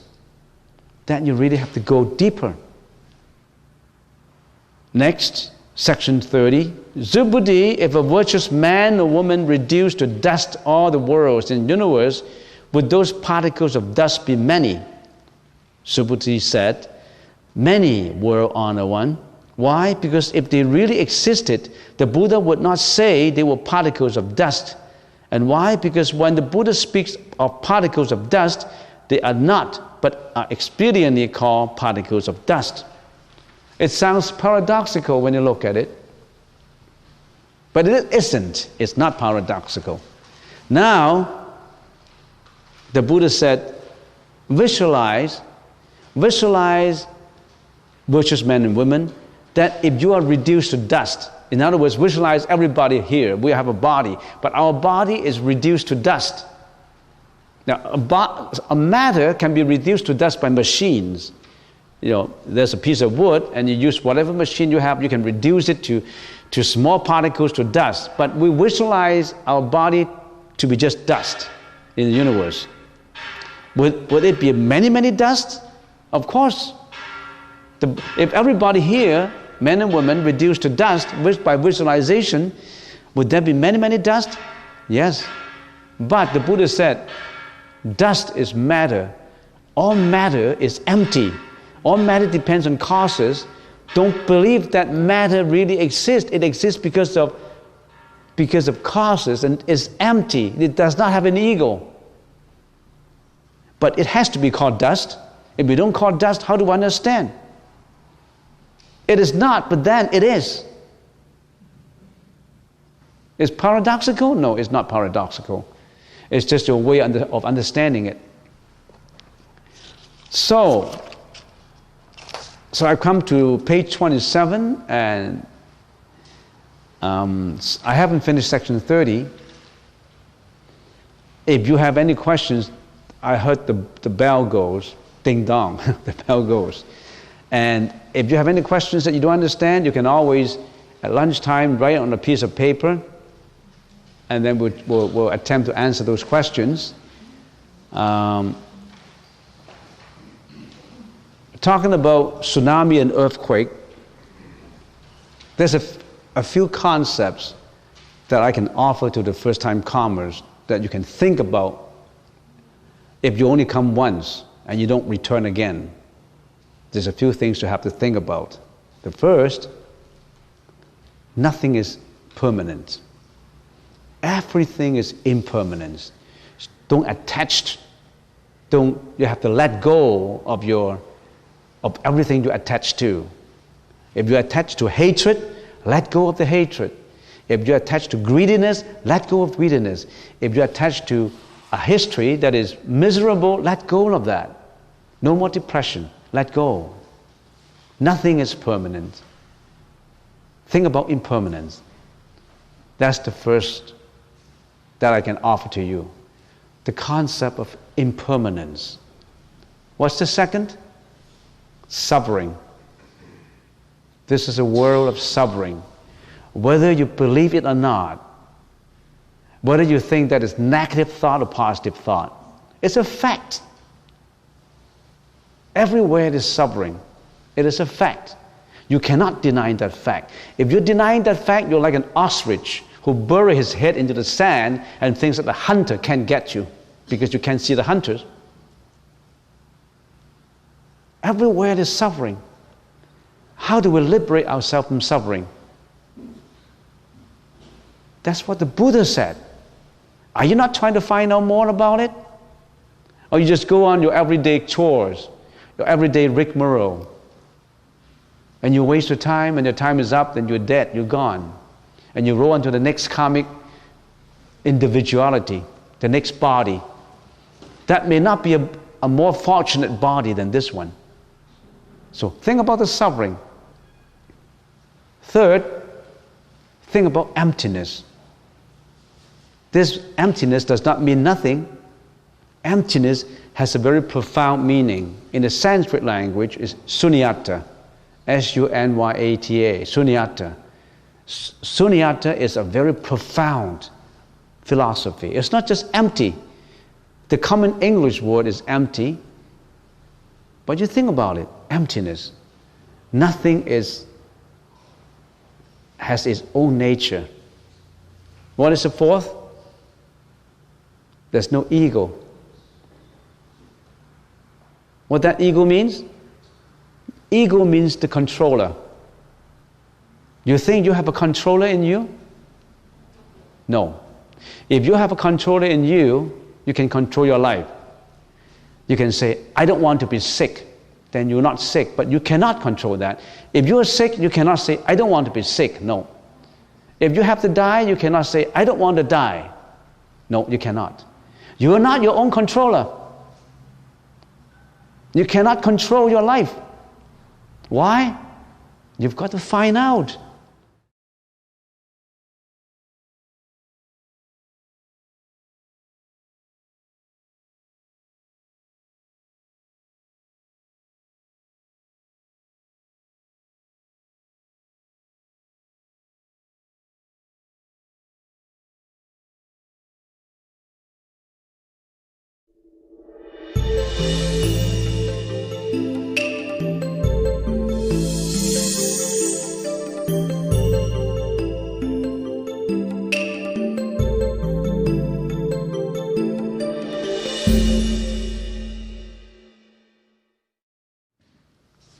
Turn to page 27, chapter 30.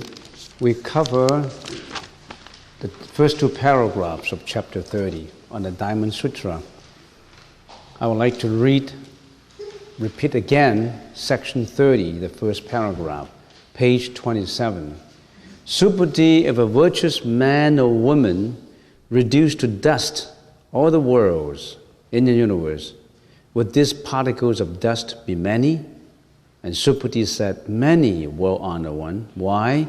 Because if they really existed, the Buddha would not say they were particles of dust. And why? Because when the Buddha speaks of particles of dust, they are not, but are expediently called the particle of dust. It sounds paradoxical, but it isn't. All things, big or small, are formed because of causality. Many causes put together to make it happen. It itself does not have any real nature. That's the reason why, remember when we chant the Heart Sutra, it says, form is emptiness, emptiness is form. The same is true with perception, conception, volition, and consciousness. Everything exists on causality, and causality is a very important concept in explanations of everything in the universe. So the Buddha now is talking about if every man and woman thinking about if we visualize to reduce all our body to dust, would there be many dust? So the Buddha was trying to point out the smallest thing, the smallest particle. It would be dust. In those days, they call it dust, but now we call it atoms, protons, electrons, small particles. Very small as atoms, it's formed because of causality. Many causes put together to make it arise. And there's many reasons, many causes that happen to make it maintain its status quo, and then make it change its status quo, and then make it disintegrating. The next page, well-honored one, when Tathagata speaks of the world, they are not, but expediently called the world. Why? Because if they really exist, they are just agglomerations. The Tathagata speaks of agglomeration, which are not agglomeration, but are just expediently called agglomeration. The Buddha is talking from atom to the multiplicity of atoms, for the multitude of atoms. Now he changed it to the largest item. From a small item with a dust and particle to the largest item will be the world, the universe. The world, the universe is the same. When the people of Stravasti offer a ball of rice to the Buddha, the Buddha asked the question, Am I eating a ball of rice or grains of rice? A ball of rice is like a universe. The grain of rice is what makes up of the universe. Which is real, which is more real, or both are unreal.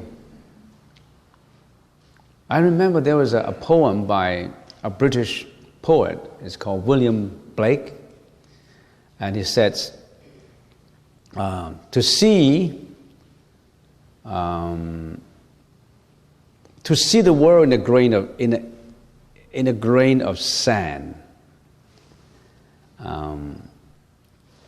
and to see a heaven in a wildflower, hold infinity in your hand and eternity in an hour. Have you heard that poem before? To see the world in grains of sand. What is this world made up of? You have a handful of sand in your hands. You see the grains of sand? The world is there.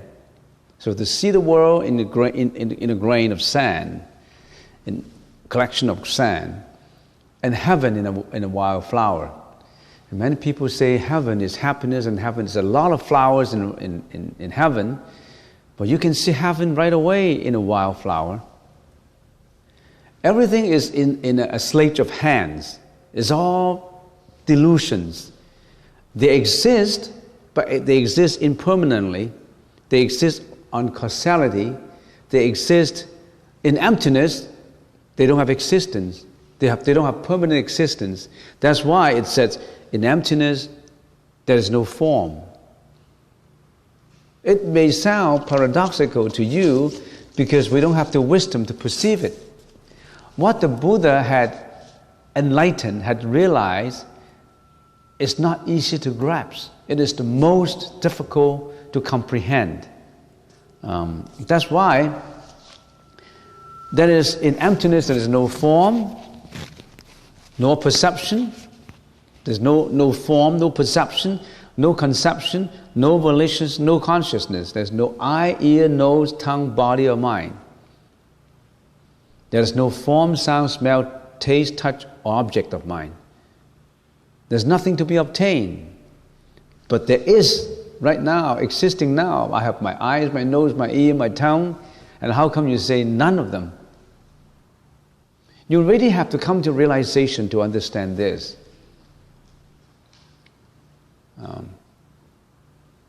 It takes time. So, whole infinity in the palm of your hand. Whole infinity. How can you hold infinity in the palm of your hand? An eternity in an hour. William Blake. He must have been enlightened somehow to write a poem like that. There are people who are enlightened. And enlightenment is in different stages, in different degrees. So, if you think that, oh, this world is one agglomeration, that this whole world, someone must have created this world. This world is created by God. It's a creator who created the world. Then you fall into the problem of logic. What is an agglomeration? One unity. It means if you fall into the illogical concept of it must be one creation, that means it can be created out of something, and that will permanently exist. That will be in eternity. How can anything be in eternity? How can anything exist permanently? How can anything exist without causes? Nothing can exist without causes. So its creation is based on causality, not based on having its real nature. What do I mean when we say having its real nature? It can be created out of its own. If the Creator creates the world, who created the Creator? The Creator created Himself. If the Creator creates Himself, it means it's self-creation. Is there anything such as self-creation in this world? It's created out of the blue. It's created with no causes. Imagine our body. Our body is body and mind, flesh and blood, body and mind, perception, volition, and consciousness. So we have two parts. One is the material, the body, and the other is the mind, which is the spiritual. None of these is created out of the blue, out of the air. It's created because of many causes. It's created because of the parents coming together, because of that embryo that happens in there. It's created, as a matter of fact, out of reasons not of this life, dating back to previous lives. And previous life have many lives. There's a multiplicity of causes that make you come to pass, sitting in here today, that make you be in this world. Many, many causes, multiplicity of causes. And beginners may ask the question, how does that help me? Oh yeah, it's nice philosophy. How does it help in my daily life? If I know causality, how does it help in my daily life? It helps you a lot. It helps you to build, to nurture, to cultivate good causes, not to cultivate bad causes. Because why? What is the nature of cause? It's either bad, good, or neutral. If you cultivate only bad cause, bad effect will come out. Simply speaking, if you kill, you subject yourself to be sentenced to severe punishment.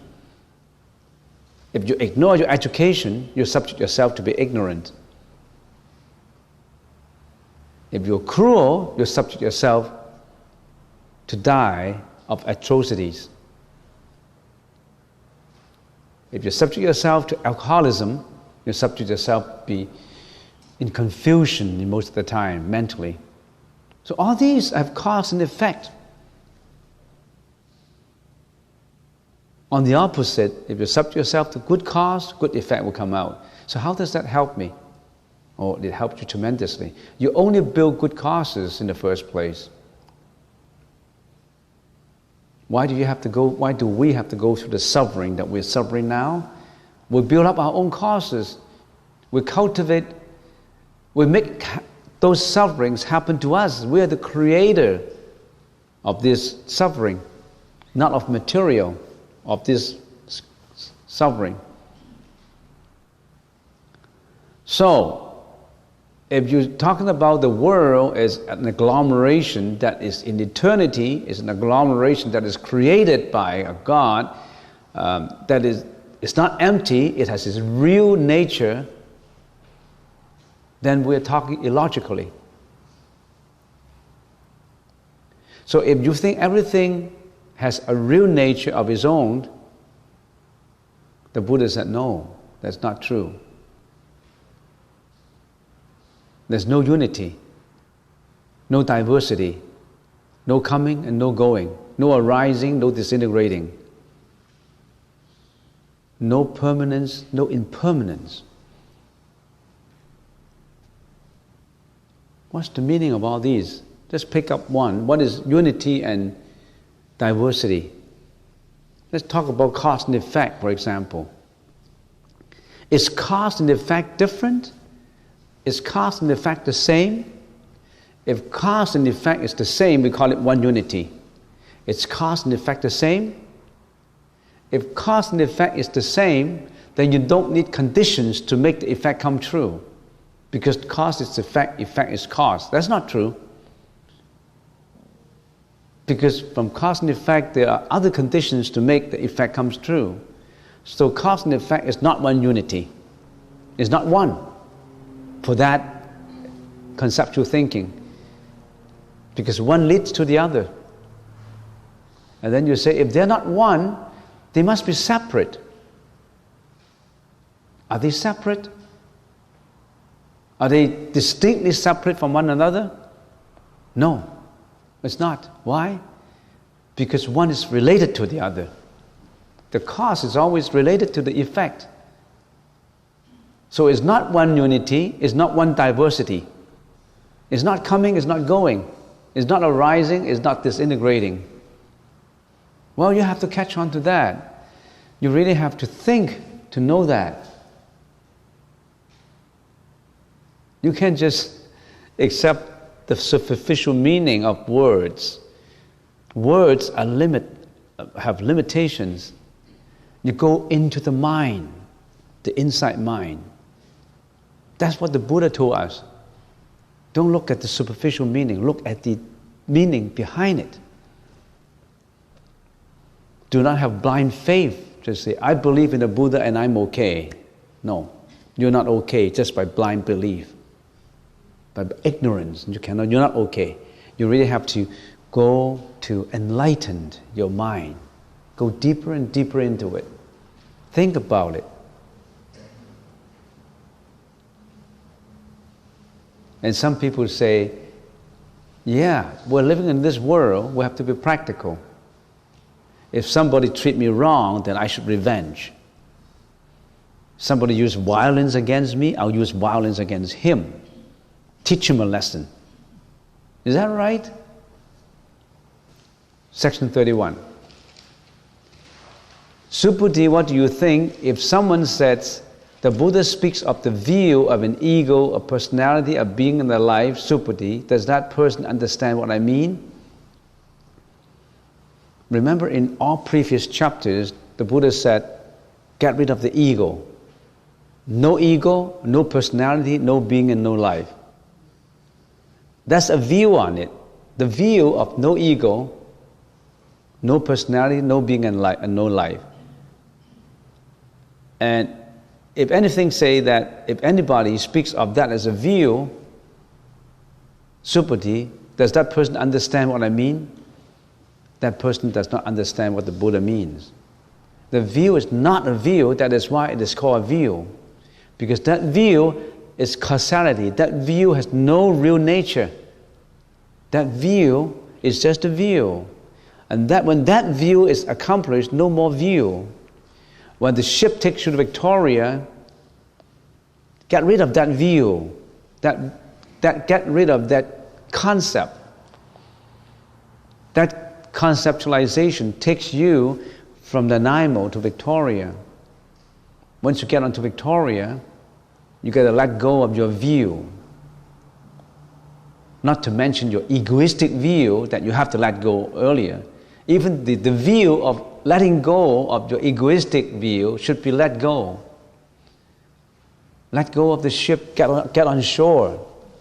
If you hang on to the ship to Victoria, you will never get to Victoria. You just stay in your ship forever.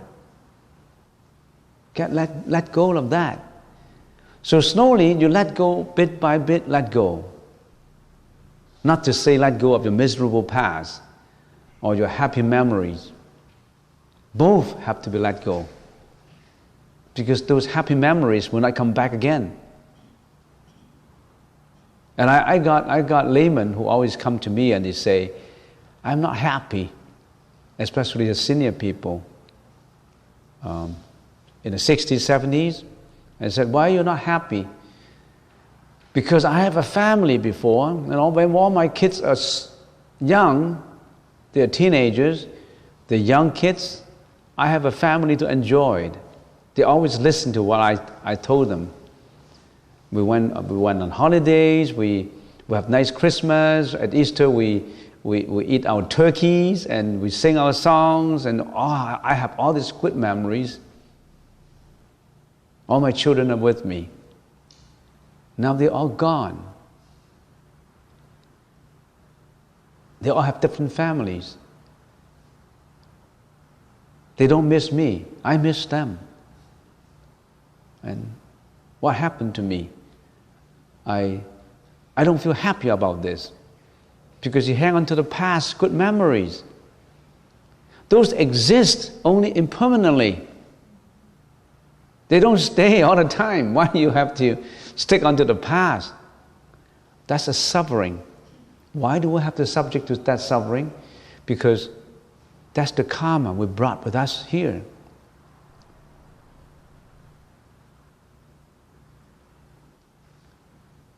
That's why the Buddha said, let go. Let go of your happiness, your nostalgic happiness. Let go of your miserable past. Kate, kate, prakate, prasamkate, bodhiswaha. Let go, further let go. Let go until there's nothing. Even that nothingness, that emptiness has to be let go. Bodhi, if you have completely let go of everything, you see the light. Because there's no hindrances, no more obstacles in mind. If there's no obstacles in mind, there's no fear, no anxiety, no depression, no mental afflictions. That's what the Heart Sutra says. It says here, the Bodhisattvas practicing Prajnaparamita have no obstacles in mind. Having no obstacles, they overcome fear, liberating themselves forever from delusions, ultimately realizing nirvana. All Buddhas of the past, present, and future, abiding in Prajnaparamita, attain Anuttara Samya Sambuddhi. It's easy to say so, but it's difficult to practice. Because every time when the sinners think about all these nostalgic happiness, he's unhappy. But now he's happier than before because he put all this into the chanting. He put all this into the mindfulness of the Buddha's teaching. Because the past, no matter how happy it is, how miserable they are, they have to be let go because it belongs to the past. The time of the past will not come to the present. The present does not contain the time of the past. Sure, you can flash back to the past when you're attached. And people say, should I just forget about the past? What about my past experiences? If I learned from my past experiences that I should do this and I shouldn't do that, that's different. That's your learning, that's your improvement, that's your enlightenment. But you don't attach to past. So, it says, if you have a view, you let go of that view, personality, let go of being and life. The fourfold of letting go. And it says next in the next paragraph, no well-honored one, the person does not understand if he still have a view of Buddhism, of the Buddhist teaching of letting go, the ego, personality, being and life, he still have a view, he still have Buddhism in his mind. He still have that ship that has brought him to Victoria. He hasn't let go of the ship. He hasn't set his foot on shore. So that person does not understand.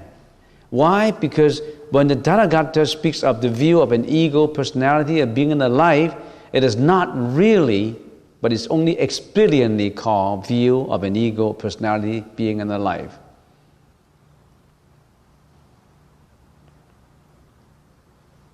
Next paragraph, Subhuti, he who develops the supreme enlightenment mind should thus know, see, believe, and comprehend all things. He should not set up the perception of things, Dhamma, lasana, in his mind.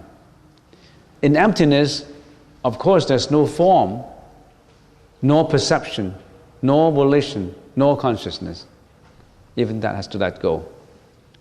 Next page, Subhuti, the so-called form of beings, the Tathagata says is not, but it's just called the form of things. That's section 31. Why, if we understand causality, what does that lead us to understand further?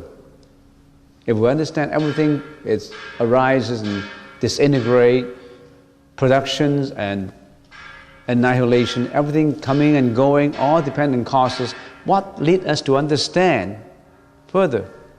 That leads us to understand more of what? That leads us to understand, obviously, there's no permanence. The world is impermanent. Everything is fleeting. Every minute of the past does not come to the present. It's fleeting and fleeting and fleeting. It never stays still. On the other hand, it doesn't stay still, but it is still.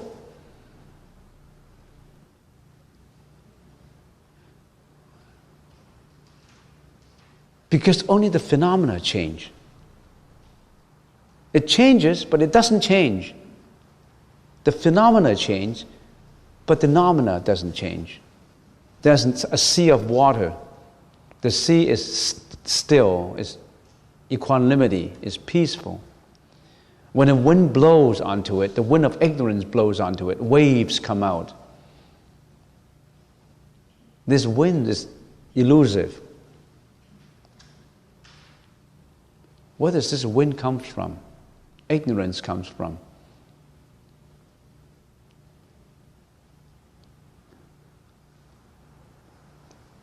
Where does this wind come from? Well, I think you better contemplate on it. Where does wind comes from? Where does this ignorance come from? So, letting go and causality leads us to think about impermanence. And impermanence leads us to think about suffering. If everything is impermanent, how can you not be in suffering? Our life is impermanent. Death is coming up. Nothing remains and maintains it as it is. So suffering is an accepted fact in life. It's not being negative, it's factual. It's a fact that is suffering. The earth is fragile and unsafe. So causality tells us that the world is impermanent, the earth is fragile and unsafe. What does it further tell us? It tells us none exists with a reality. It's empty. And what it further tells us is there's no self.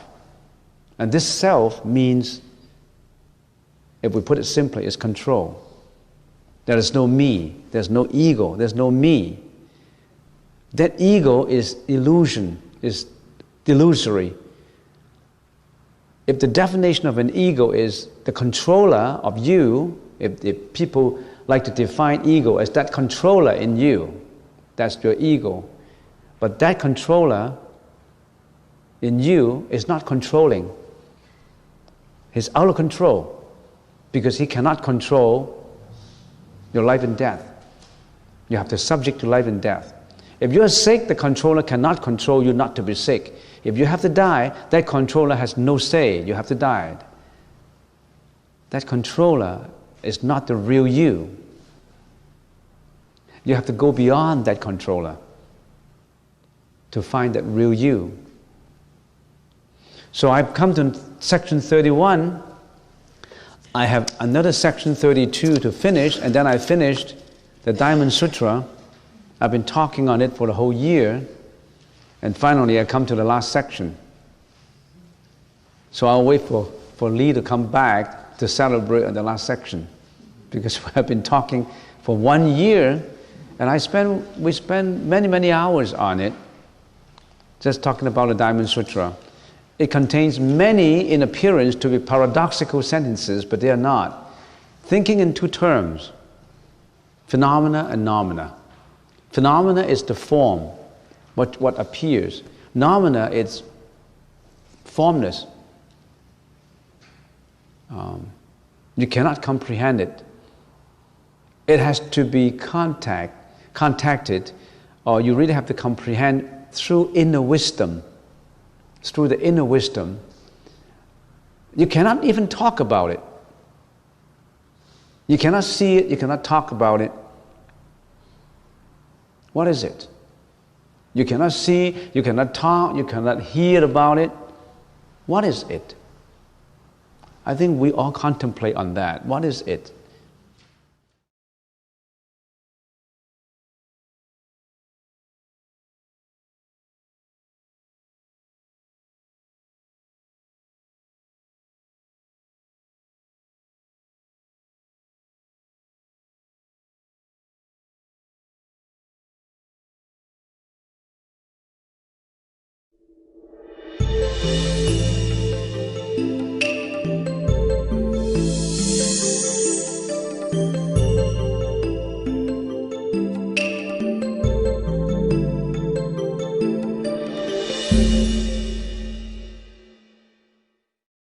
Now we come to section 31,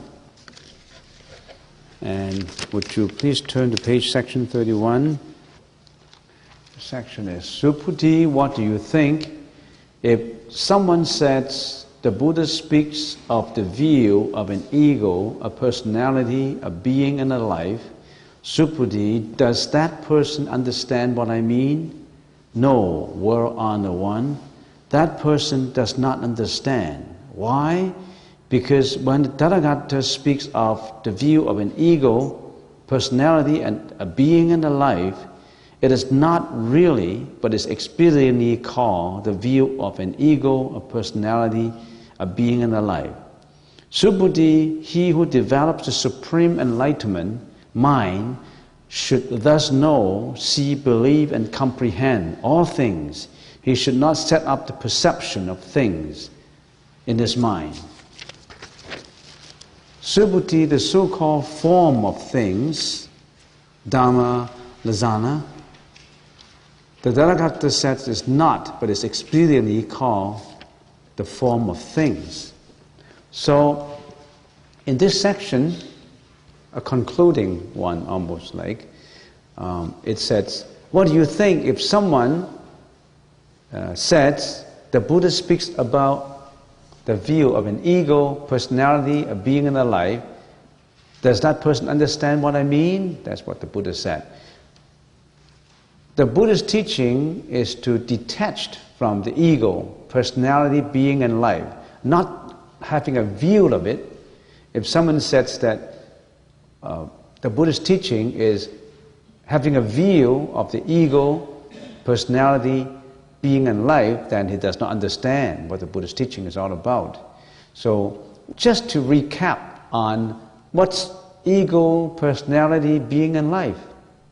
When we started out in the first 2 or 3 chapters, we talk about that, and now we talk about that again. What's this fourfold fallacious concept that an average or temporal being always maintain? What is this? Ego. What is ego? Ego is solipsistic. Solipsistic is to a person maintain the view that the most important is the existence of the self, oneself. Some people maintain the view that if I don't exist, nothing matters. So this is very solipsistic. It thinks that the self is important. You as a self is important, I as a self is important, the self is important. And that's related to the ego, solipsistic. So the ego, what is this ego? The ego is even stronger. This view is even stronger. You have a self, I have a self, but my self is more important than your self. When urgent situation come, I can sacrifice yourself to maintain myself. That's what egoistic is all about. So ego means, if we use the common English language, is I, the subject, the giver, the 5 skandhas. What are we make of? Well, we make up the 5 skandhas. Matter, the body, we make up of the body. The body is the matter. Other than the body, we also have the mind, which is the spiritual side. We have the material side and the spiritual side. The material side, of course, is matter. The 5 skandhas, matter. So a person is made up of that. And that is the ego. We maintain that this is the 5 skandhas is me, is me, that's me. Sentient beings attached to the notion of ego and the 5 skandhas. That's the ego, just to simplify it. What is the personality? If I maintain I, there must be others interacting with I, with the subject. That is you, them, he, the object, the recipients. So if there's an I, if there's a subject, there's an object. So that's personality. You maintain all these other things. You attach the existence of all these other individuals, all these other selves. And then how about beings? Because you attach to I, the subject, and them, or he, or she, the objects, so comes the arising of subject and object, the giver and the recipient. There's beings. Another way of interpreting it, other than I and you and he, there's all other things in existence. The building, the car, the house, whatnot, the particles, the atoms, the protons and the electrons.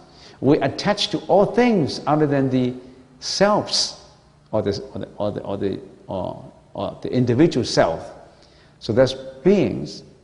And how about life, the concept of a life? Because you attach to ego, persons and things, you would cling to the false notion of the continuation of life, the permanence fallacy. We always think that things would go on. My body will go on. The scantus will go on.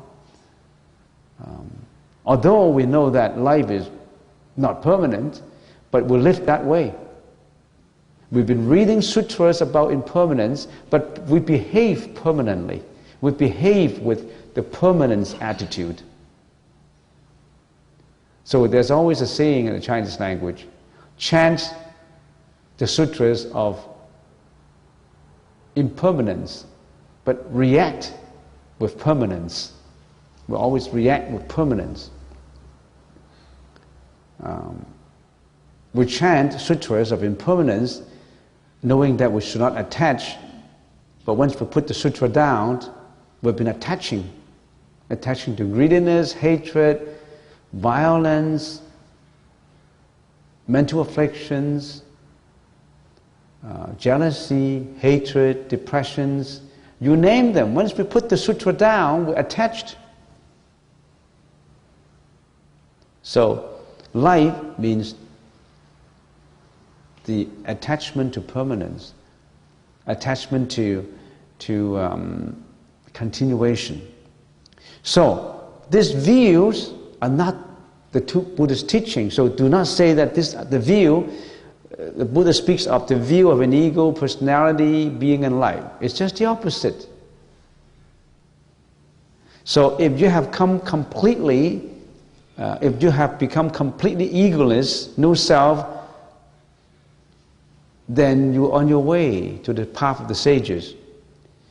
And if we practice egolessness, always contemplate and react without attachment to ego, ultimately we will liberate ourselves from all mental afflictions. We need training in it. We know about it, but we need training. We know that we shouldn't have an ego. But in everything we do, we attach to it. Once we walk out from the meditation hall, everything is maintained on an ego, self and ego basis. So why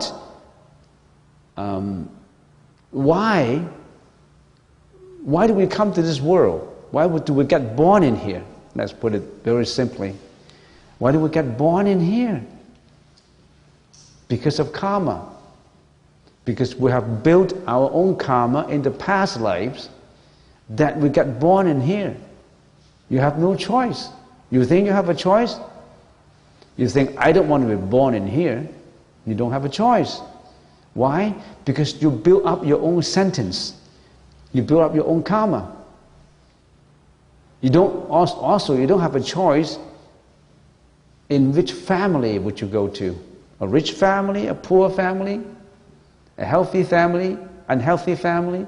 You don't have a choice because karma brings you here. Is karma determined by God? No. It's determined by what you have done. You created your own karma. Don't blame anybody. And what is this karma? Karma, what is this karma? Karma has no real nature. Karma depends on causality. Karma depends on all these causes put together, coming with effects. The causality, cause and effect, all these. You did all these causes, You realize all these effects. So karma is just a combination of cause and effect. It itself has no permanent nature. It has no real reality. It doesn't have any reality. And anything does not have a real nature depends on what? Depends on causes. And if we can really categorize all these causes, they fall into two groups. If really we have to categorize them, one category is from outer environments. Everything is causes. You name it. Countless, immeasurable causes. You look at a proton, electron, does it come into being without any causes? You look at me, do I come into this world without causes and all of a sudden I get born? You look at any lamp, any lights, anything, a dust particle, the whole world. That's environments, the category of environments. That's the first category. Everything is because of causality. So, karma does not have real nature. Karma depends on causes. And it has two categories of causes. One is causes of everything from environment. The other is causes what? That's from the inside, the mind. Now, if I look at the lantern, that's a cause. But if I close my eyes and I think, then my outer object is not that lantern anymore. It's my own mind. If in my own mind I'm thinking of something unhappy, somebody has done something wrong to me, and I feel displeased, I feel disgruntled, I feel very malicious towards him because he did something wrong to me. So this malice comes up in me. I didn't look at any lantern, but that malice comes from where? From my heart, inside. So the causes have two parts. One is all the outer causes. The other is the inside that you created right now. In this mind that you create this. This guy has done something wrong to me. I hate him. This hatred, I germinate this right now. It arises right now. That's my cause. That's my inner environment. When I look at you, there's an outer environment, but there's an inner. Do you realize that you created it inside of you? That greediness, that hatred, that violence, that jealousy, that depression, you created it. And you are calling yourself depressed? You create your depression. You create your jealousy, your hatred, and you don't even know about it. You let it go on to dominate you.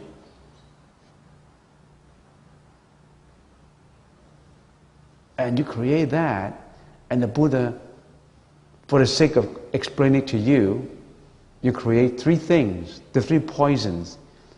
You create too many things, too many thoughts. But for the sake of just summarizing it, the Buddha said, categorize it into greediness, hatred, and ignorance. These three poisons, just for the sake of summarizing. There's so many inner objects and so many outer objects. All these are the causes and effects. So are you not going to watch all these things? Or you let these things work inside and outside of you? The outside are only crude causes. You look at a handsome guy, and all of a sudden you have this lustful desire in you. You look at a beautiful woman, and all of a sudden you have this lustful desire in you. That's only a crude object. You can't even control when you see a crude object. How can you control when you see a refined object inside your mind? So that's why we pull all these objects into one tip of the nose.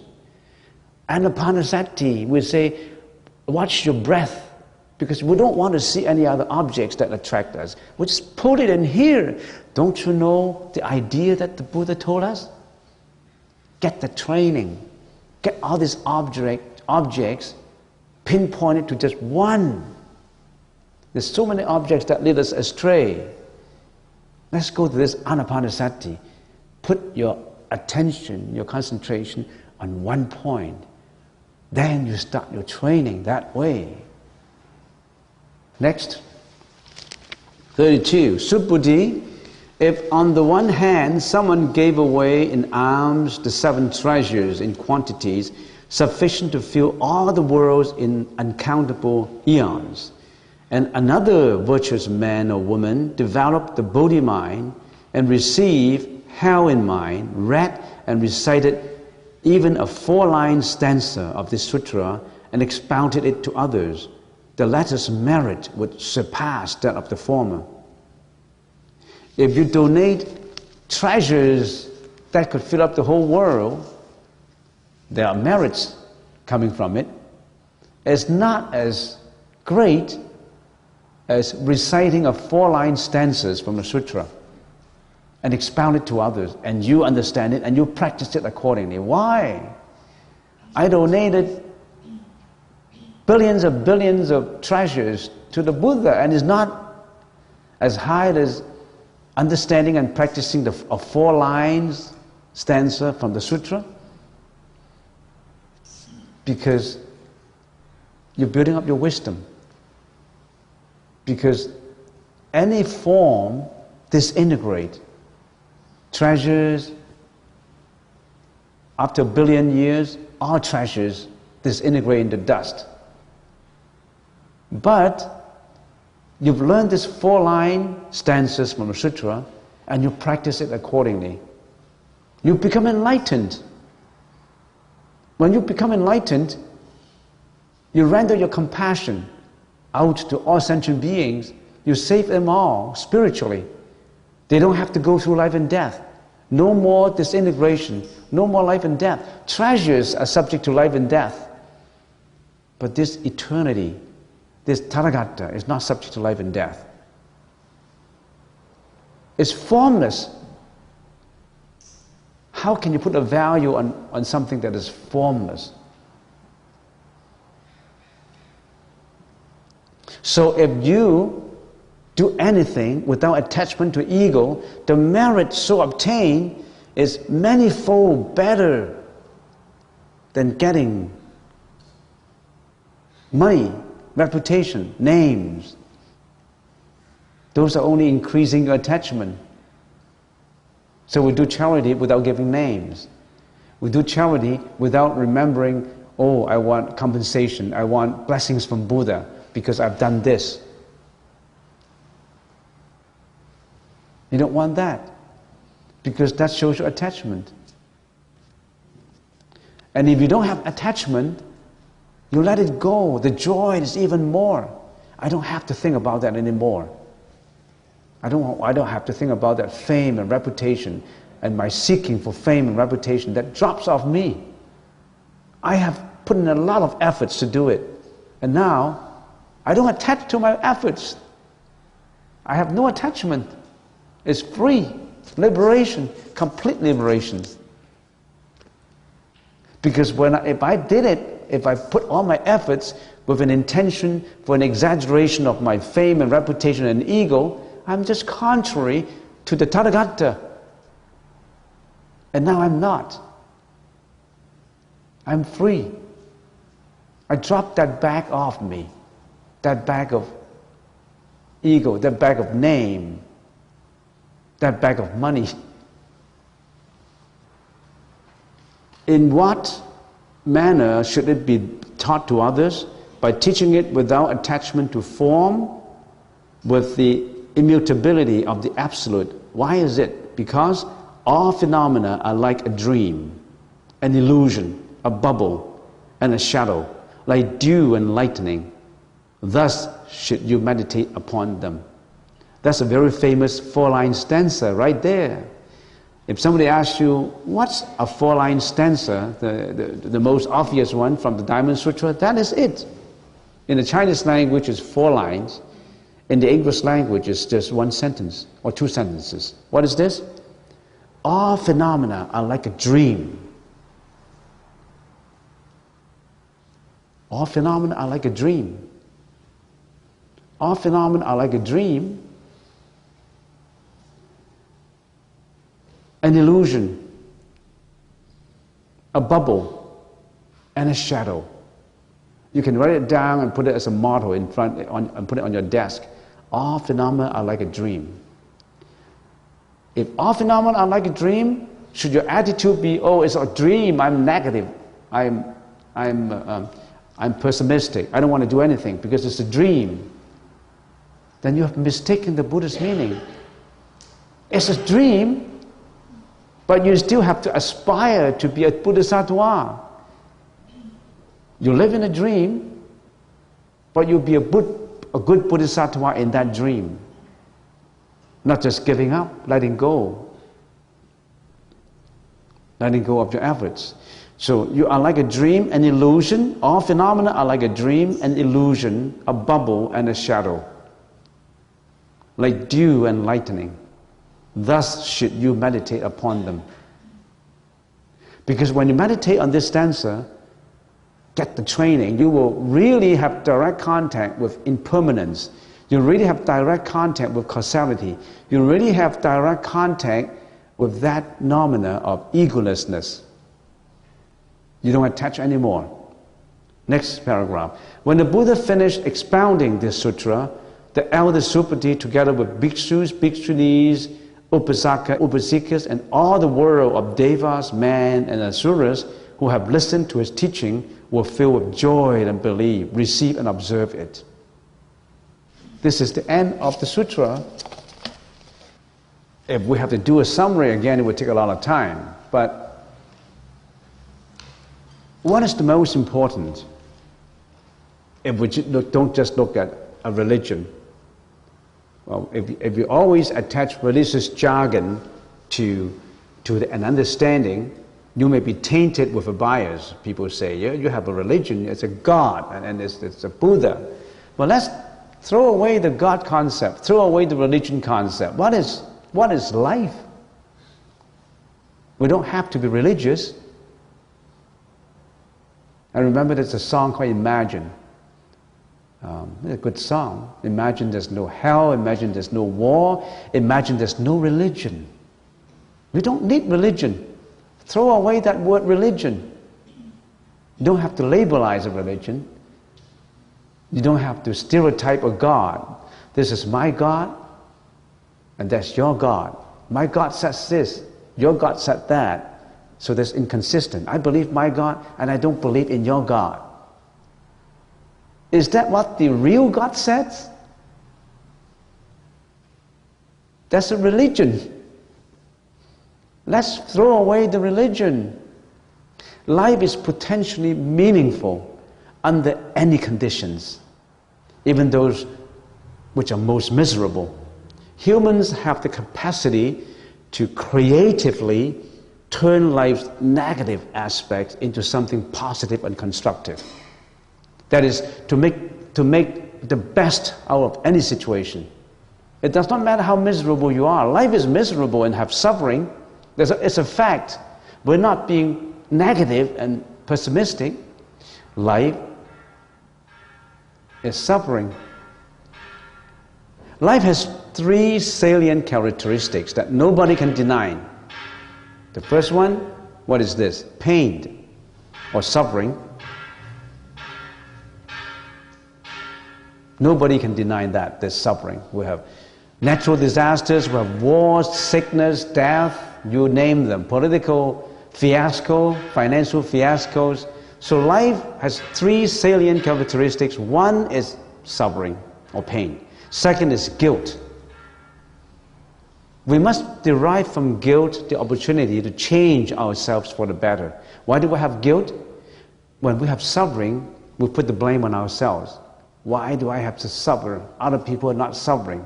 You have that guilt feeling of blaming yourself for the suffering, or you blame others for the suffering. And some people even blame God for the suffering. You blame your dad, your mom, your parents for the suffering. So you have that guilt. Guilt is not only guilt in yourself, guilt in others. We also have what? Death. So these are the three salient characteristics: pain, guilt, and death. And in most cultures, especially North American cultures, we all have the life objective of to be happy. We want to be happy. But I think it's more important to find a reason to be happy than just to look for happiness. If you find a reason to be happy, then you find meaning in life. Because if you don't find meaning in life, if you don't find that meaning in life, you just want to be happy, you could define your happiness wrongly. And some people define happiness into what? Enjoyment of material desires, lustful desires, money, reputation, fame. They define happiness in having material, the best house, a manor, a mansion, and the nice car. Do you define happiness in that way? Why are people unhappy? People are unhappy because they don't find meaning in life. What is meaning in life? In the present societies, the feeling of meaninglessness resulting from frustration of existing needs has become a universal phenomenon. They don't find meaning in life. And many people have enough to live by, but nothing to live for. They have food, they have enough to live by, but they don't have meaning, nothing to live for. They have the means to live, but they have no meaning to live. Are you not going to find meaning in life? We have all the means to live, but is there meaning in it? In here, in the Buddhist teaching, there's meaning. Are you not going to care about finding that meaning? Or you just I want to be happy. Today I'm not. Why? Because my mom blamed me, or because I lost my job. I don't have enough money. I don't have a nice car. I don't have a nice house. Do you define meaning? Do you define meaning and happiness in that way? This sounds so abstruse. What is this meaninglessness in life? How do we see this meaninglessness? How do we resolve this? How do we find out more meaning about it? That's in the Buddhist teaching. That's in the Diamond Sutra.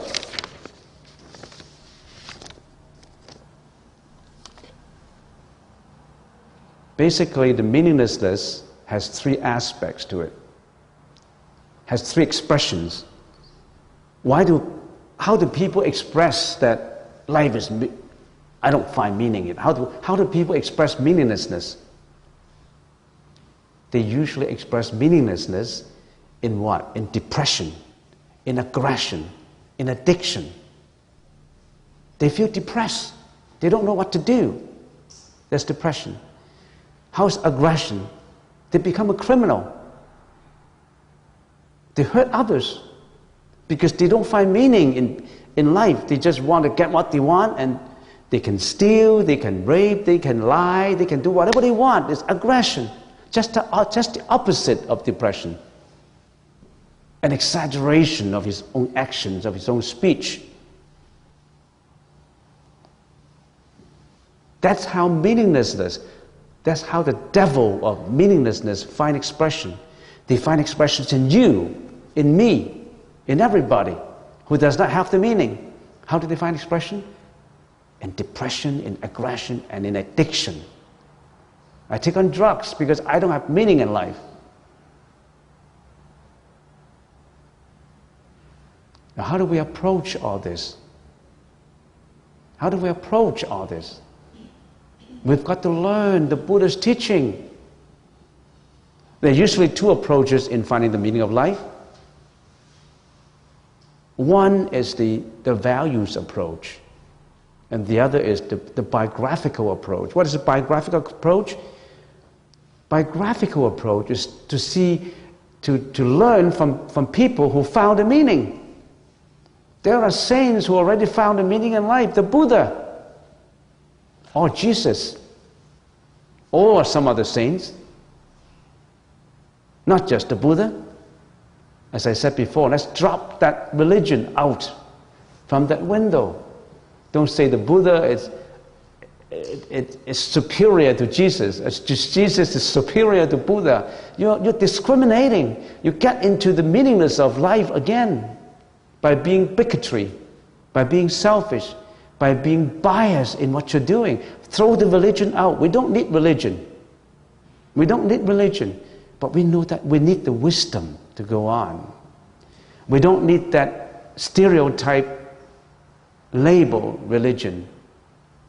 We need the comprehension, the wisdom, the prajna, paramita. We're behind. I haven't even started today. I want to talk about the meaning of life, but that is something that we all have to learn. Learning is a lifelong process. We've got to find that meaning. We cannot let the devil of meaninglessness dominate our life.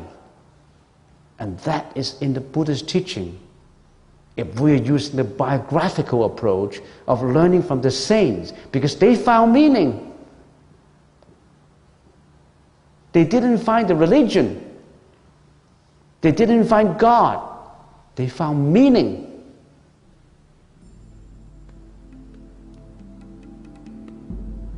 Well, thank you very much for the Diamond Sutra. I would like to dedicate any merits obtained from the discussions, from the lecturing, to all sentient beings, for compassion, for world peace, for getting away from meaninglessness, and last but not least, for the welfare of Richmond, of BC, of Canada, and of the whole world. We don't want an earthquake in here.